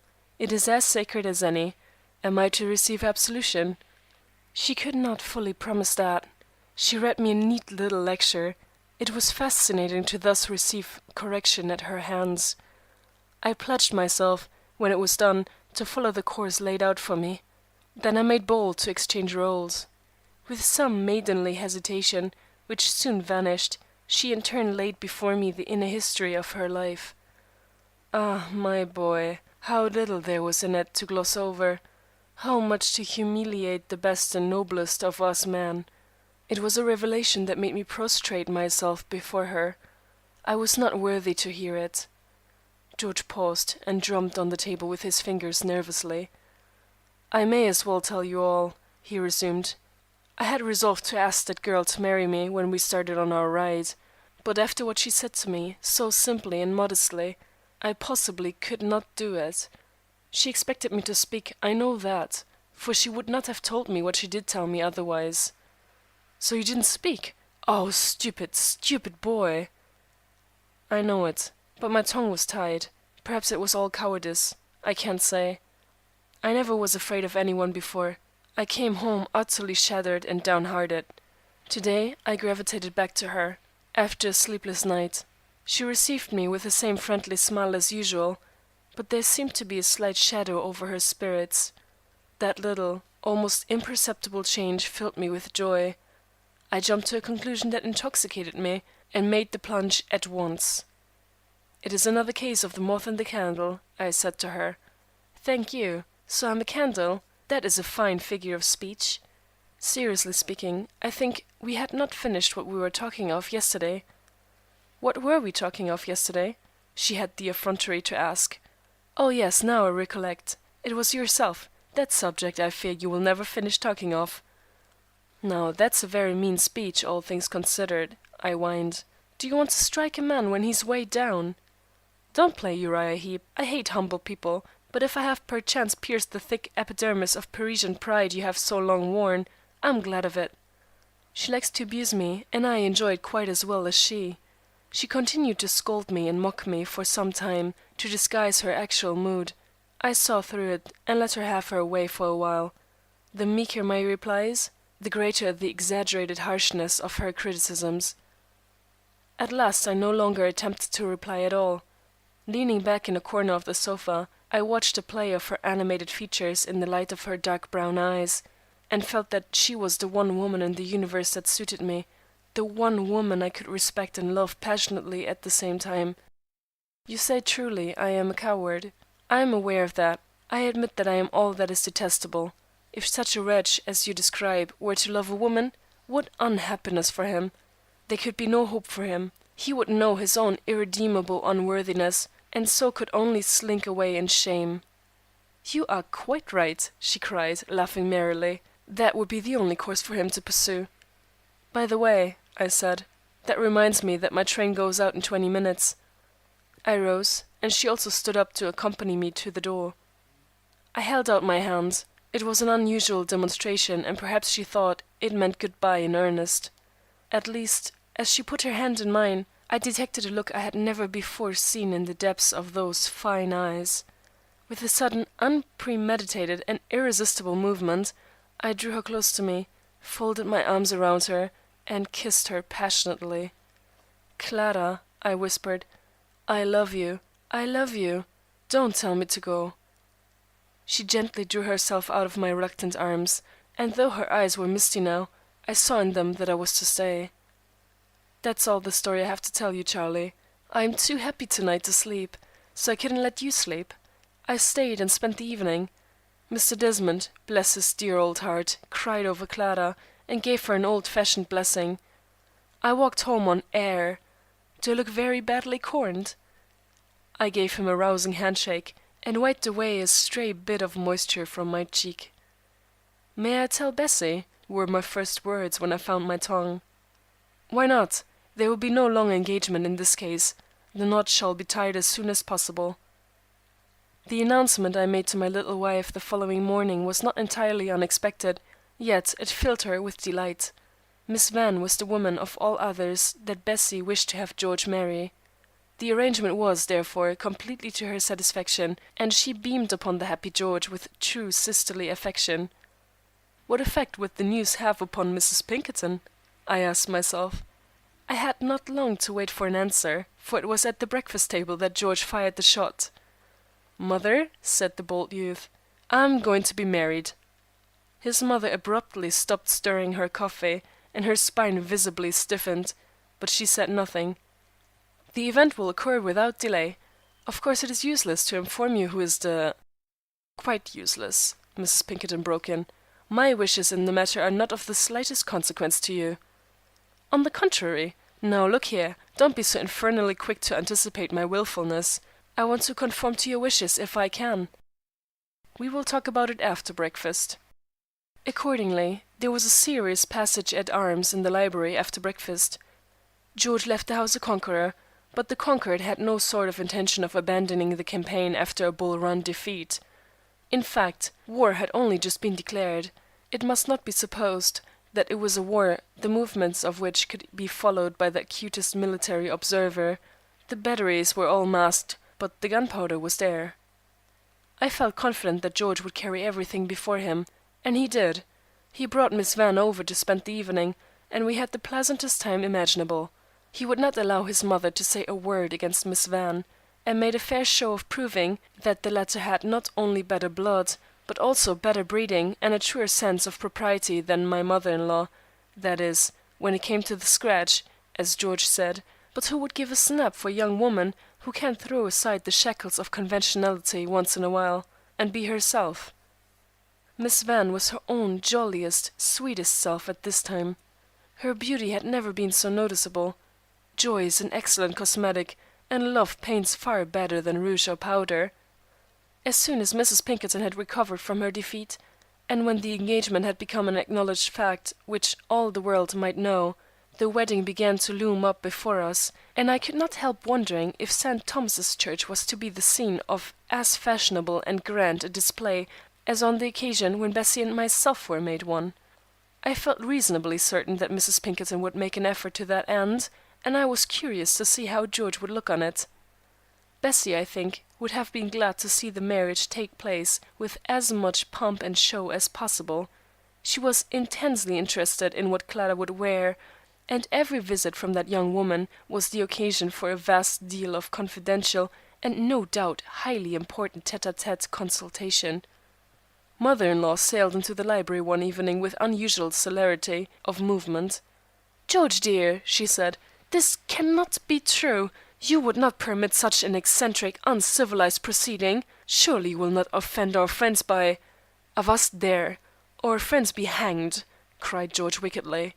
"Yes, it's true, too true. The ceremony will be private, and no cards. You can come, though, next Wednesday at 2 o'clock sharp." This was cruel. I could see his mother almost stagger under the blow. She attempted to remonstrate, but it was too late. George assured her that it was all fixed, and that Clara had agreed with him regarding the details.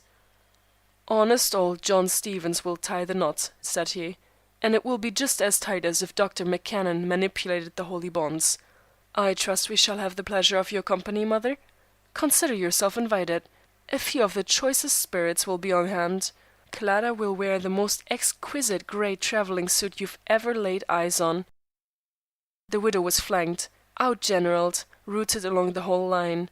She brought forward all her reserve forces in good breeding, and thus escaped a disastrous panic by retiring in good order. The ceremony occurred, as George had announced, the following Wednesday.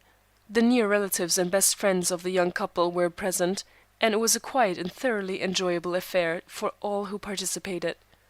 An hour after they had been pronounced man and wife, George and his bride rode away to take a train for the mountains. And on her lover's arm she leant, and round her waist she felt it fold, and far across the hills they went, in that new world which is the old. End of chapter 11. Chapter 12. Baby Talk, Old Dives, and Other Things. The cottage seemed dull enough after the departure of George with his bride.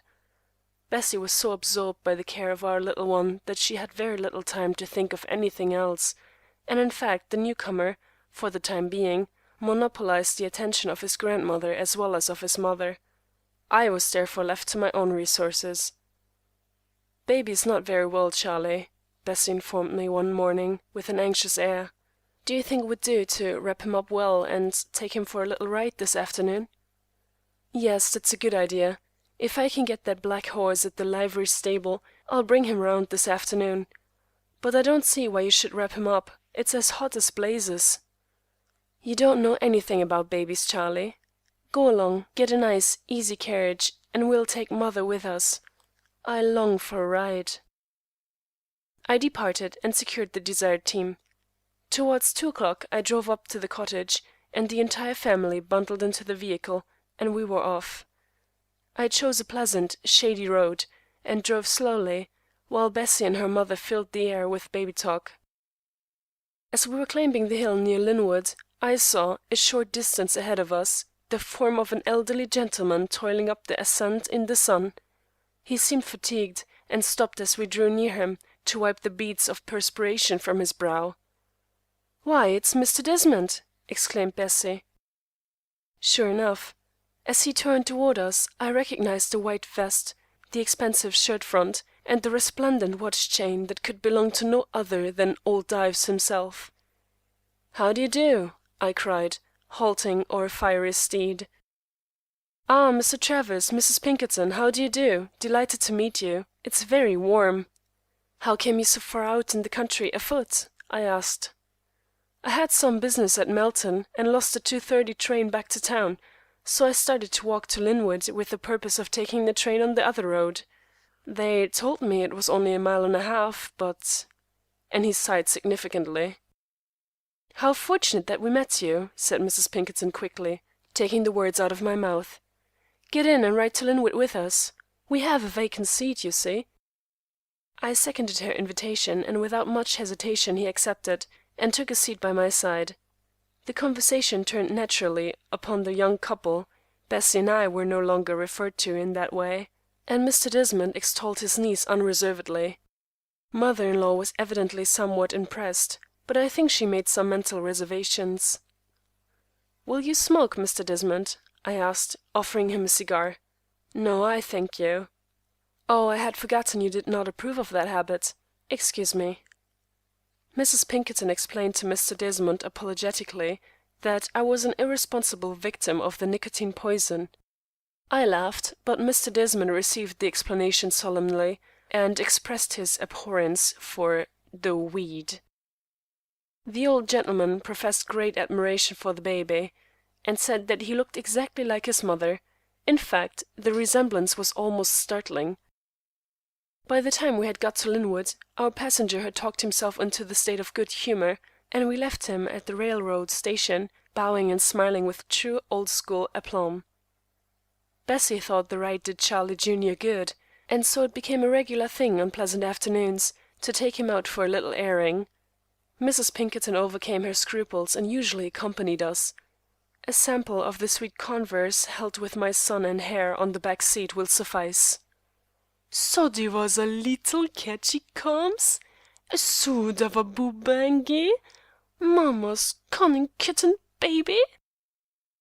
One day, just before noon, when I had been making a mental calculation as to how I should be able to cover the livery stable bill, a fine equipage stopped in front of the bank, and through the window I saw the stately driver hand a note to our errand boy. In a moment Tommy appeared in the room and handed me the billet, which ran thus: "My dear Mr. Travers, I trust you will not take it amiss if I send my coachman out your way once in a while to exercise the ponies.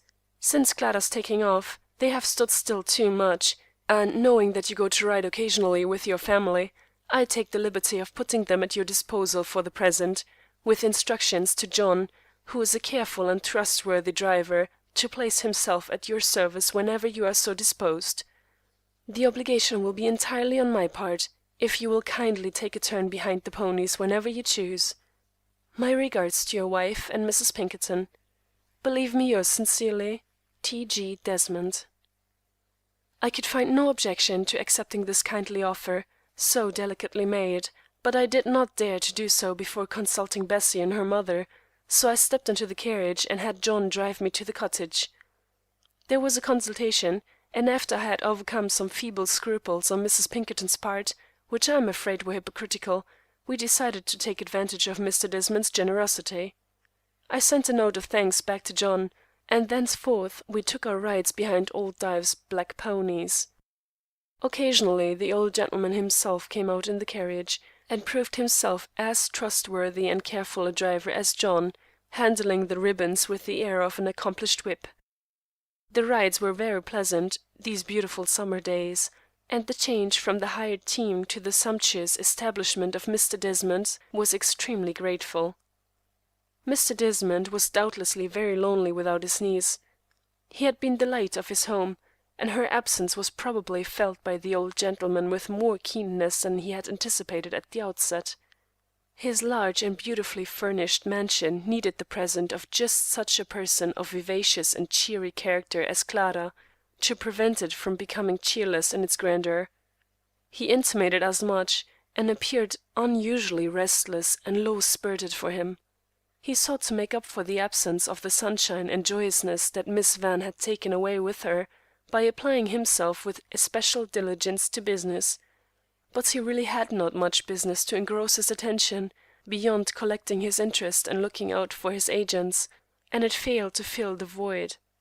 He betook himself to his club, and killed time assiduously, talking with the men about town he found there, playing whist, and running through the magazines and reviews in search of wit and wisdom wherewith to divert himself. The dull season had set in. There was little doing in affairs, commerce, politics, or literature, and direct efforts at killing time always result in making time go more heavily than ever. Mr. Desmond's attempt was like a curious pas seul, executed by a nimble actor in a certain extravaganza, the peculiarity of which is that at every forward step the dancer slides farther and farther backward, until finally an unseen power appears to drag him back into the flies. It was during one of our afternoon drives, when Mr. Desmond usurped the office of his coachman, that he confided to us a plan which he had devised to cure his ennui. "I have made up my mind," he said, "to go abroad for a good long tour. It will be the best move I could possibly make." "I don't doubt it," I said. "How soon do you propose to go?" And Bessie sighed, "Oh dear, how delightful!" "My plans are not matured," Mr. Desmond continued, "but I think I shall sail early next month. My favorite steamer leaves on the 6th. "I hope you will enjoy a pleasant voyage and a delightful trip on the other side," said Mrs. Pinkerton politely. Mr. Desmond returned thanks. Nothing more was said that day concerning his project. When he left us at the cottage, he remarked, "By the way, Mr. Travers, I wish you would call at my office tomorrow morning at about 11 o'clock, if you can make it convenient to do so." "I will do so," I replied, wondering what he could want of me. At the appointed hour next day, I was on hand at his office. He motioned to me to be seated, and then said, "Yesterday morning I met John K. Blunt, of Blunt Brothers and Company, at my club, and he told me that their cashier had defaulted. An account of the affair is in this morning's papers. They want a new cashier. I have mentioned your name, and if you will go around to their office with me, we will talk with Blunt." "Mr. Desmond," I began, but he stopped me. "Don't let's have any talk about business," he said. "The figures will be satisfactory, I am confident." Satisfactory? They were munificent. Blunt liked me, and only a few short and sharp sentences from such a man as Desmond finished the business. I saw a future of opulence before me. My head was almost turned. I tried to thank Mr. Desmond, but he would not listen to my earnest expressions of gratitude. "I have engaged passage for the 6th," he told me when we were parting. "I will try to call at your cottage before I get off. I am busy settling up some details now. Good day." I hastened home with my good news. Bessie's eyes glistened when she heard it, and even my mother-in-law showed a faint sign of pleasure at my good luck. The following Saturday evening Mr. Desmond came out to see us. "Don't consider this my farewell appearance," he said. "I merely wish to tell you that my friends have inveigled me into giving an informal party Tuesday evening, at which I shall expect you all to appear." He talked glibly for him, and gave us an outline sketch of his proposed tour. I thought he seemed strangely restless and nervous, and I pitied him. His informal party was really a noteworthy affair, and the wealth and respectability of the city were well represented. Bessie could not go on account of the baby, so I acted as escort to Mrs. Pinkerton, who made herself amazingly agreeable. There were not many young people present, and the affair was quiet and genteel in the extreme. Bank presidents, capitalists, professional men, and solid men, with their wives, attired in black silks, formed the majority of the guests. They were Mr. Desmond's personal friends. My mother-in-law was in congenial company, and I believe she enjoyed the evening remarkably. Most of the conversation turned, very naturally, upon European travel. Americans who are possessed of wealth have always done the "grand tour," and they invariably speak of Europe in a general way, as if it were all one country. When I returned from my first tour abroad, a friend said to me that he "supposed it was a fine country over there," said Mr. Desmond to me, laughing. Some one asked him where he had decided to go. "I shall land at Havre, and go straight to Paris," he answered. "I flatter myself I am a good American, and as I have been comparatively dead since my niece left me, I am entitled to a place in that terrestrial paradise." I thought I had never seen Mrs. Pinkerton appear to so good advantage as she did on this occasion. Her natural good manners and her intelligence made her attractive in such a company, and she was the centre of a bright group of middle-aged Brahmins throughout the entire evening. Mr. Desmond appeared grateful for the assistance she rendered in making his party pass off pleasantly, and as for me, I began to feel that I had never quite appreciated her best qualities. She was a woman that one could not wholly know in a year, perhaps not in a lifetime. Who knows, I thought, perhaps I have wronged my mother-in-law. End of Chapter 12. Chapter 13. A Surprise. We were feeling a little solemn at the cottage. George, with his lively ways, and Clara, with her sparkling vivacity, were away on their wedding tour, and our good friend, Mr. Desmond, to whom we had taken a great liking, was about to sail for an indefinite absence in foreign lands. Though the mother-in-law's presence was less oppressive than formerly, there was now a pensiveness, an air of departed glory about it that was not cheerful. There was danger of settling down to a humdrum sort of life, free from strife, perhaps, but at the same time devoid of that buoyancy which should make the home of a young couple joyous. I was a little doubtful of making a vacation in the country this summer. To be sure, when George went away, it was agreed that after he had gone the round of the White Mountains, the attractions of Canada, Niagara Falls, and Saratoga, he would return for a quiet stay for a few weeks, at the close of the season, to the little resort which we had visited a year ago, and there, if Bessie's health would permit, and I could arrange for a sufficient absence from business, we would join them. But I almost dreaded taking Mrs. Pinkerton with us, and doubted whether she would go. At the same time I did not like to propose leaving her behind to take care of the cottage. I was in perplexity, and, notwithstanding my splendid new prospects in business, was not feeling cheerful. Coming home from a restless round of the city on the 4th of July, where I had found the great national holiday a bore, I noticed Mr. Desmond's team coming up to the garden gate with a brisk turn. That fine old gentleman, I always feel like calling him old on account of his grey whiskers, though he was little more than 50, came down the walk, and with stately politeness assisted Bessie and the baby out of the carriage. I looked to see Mrs. Pinkerton follow, but she was not there, and clearly Mr. Desmond had not been to ride. It struck me as a little queer, not to say amusing, that they had been having a quiet tête-à-tête together in the cottage while John gave Bessie and the baby their airing. But then it was not so strange either, for was he not going to leave us in 2 days? It was no uncommon thing for Mrs. Pinkerton to stay within while Bessie was out, and he had probably dropped in late in the afternoon, expecting to find us all at home, as it was a holiday. I bade him good-bye in case I did not see him again as he got into the carriage to ride back to the city. "Oh, I shall see you tomorrow," he said in a brisk tone which had not been habitual with him of late. That evening my mother-in-law was uncommonly gracious, a little absent-minded, and more pleasant in spirit than I had ever known her. She seemed to be filled with an inward satisfaction that I could not make out at all. Bessie and I both remarked it, but could not surmise any cause for the apparent change that had come over the spirit of her dream. Next morning, on reaching town, I found a note asking me to step over to Mr. Desmond's office when I could find the time. I went at my leisure, wondering what was up. As I entered, he seemed remarkably cordial and happy. "I find that Blunt," he said in a businesslike way, "would like to have you take hold at once, if possible. Their affairs are in some confusion and need an experienced hand to straighten them out. It will be necessary for you to give a bond, which I have here all prepared, with satisfactory sureties, and you need only to give us your signature, which I will have properly witnessed on the spot." Oh, is that it? I thought. Strange I didn't think of its having something to do with my new position. I knew I could get away from my old place at a week's notice, as I had already made known my intention to leave, and there were several applicants for the position. The bond was executed without hesitation. "You will not lose your vacation," Mr. Desmond said, "though your salary will begin at once.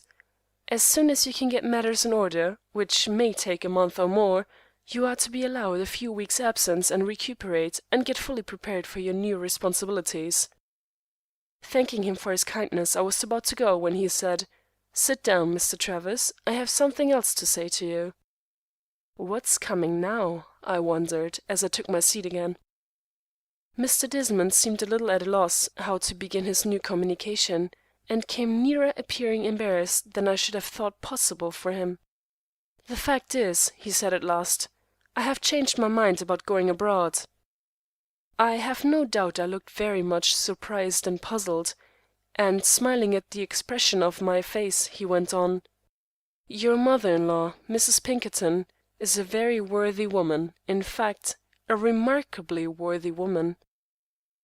I couldn't deny that, but why should he choose such a time and place to compliment her? "Do you know," he added, with a still nearer approach to embarrassment in his manner, and something like a blush on his usually calm face, "I have asked her to become Mrs. Desmond." "The devil you have!" was my thought as astonishment fairly overcame me. I didn't say it, though, but it was my turn to be embarrassed, and I hardly knew what to say. Having got it out, Mr. Desmond fairly recovered his equanimity. "Yes," he said, "I put the idea away from me for a long time, but it would persist in growing upon me, and I finally concluded that perhaps it might contribute to the happiness of all parties, so I have taken the plunge. I hope you approve of it," he added, with a queer twinkle in his eye. "With all my heart, sir," I said earnestly, "and I am sure it will be as pleasing as it is surprising to us all." Throughout that afternoon I was restless and eager to get home to tell Bessie the wonderful news. It was the longest afternoon I ever saw, but at length it passed and I hurried home. As Bessie met me at the door, I said eagerly, "I've got a surprise for you, dearie." Now I noticed for the first time that she was all smiles and full of something that she was eager to surprise me with. Simultaneously, each recognized that the other had the secret already. Of course, what a fool I was! Her mother, naturally enough, would tell her, while Mr. Desmond broke the matter to me. "Isn't it jolly?" I said. "Why, Charlie, are you then so anxious to get rid of the poor dear mamma?" she said, half reproachfully and half teasingly. "Oh, no, of course not, but it is really nice for all of us, isn't it now? She won't be far off, you know. We shall have our little home all to ourselves, and Mr. Desmond will be a sort of guardian for us. and as I said before, I think it is jolly. Well, I must confess I do not altogether like the idea of mamma marrying again, and I shall miss her very much after all."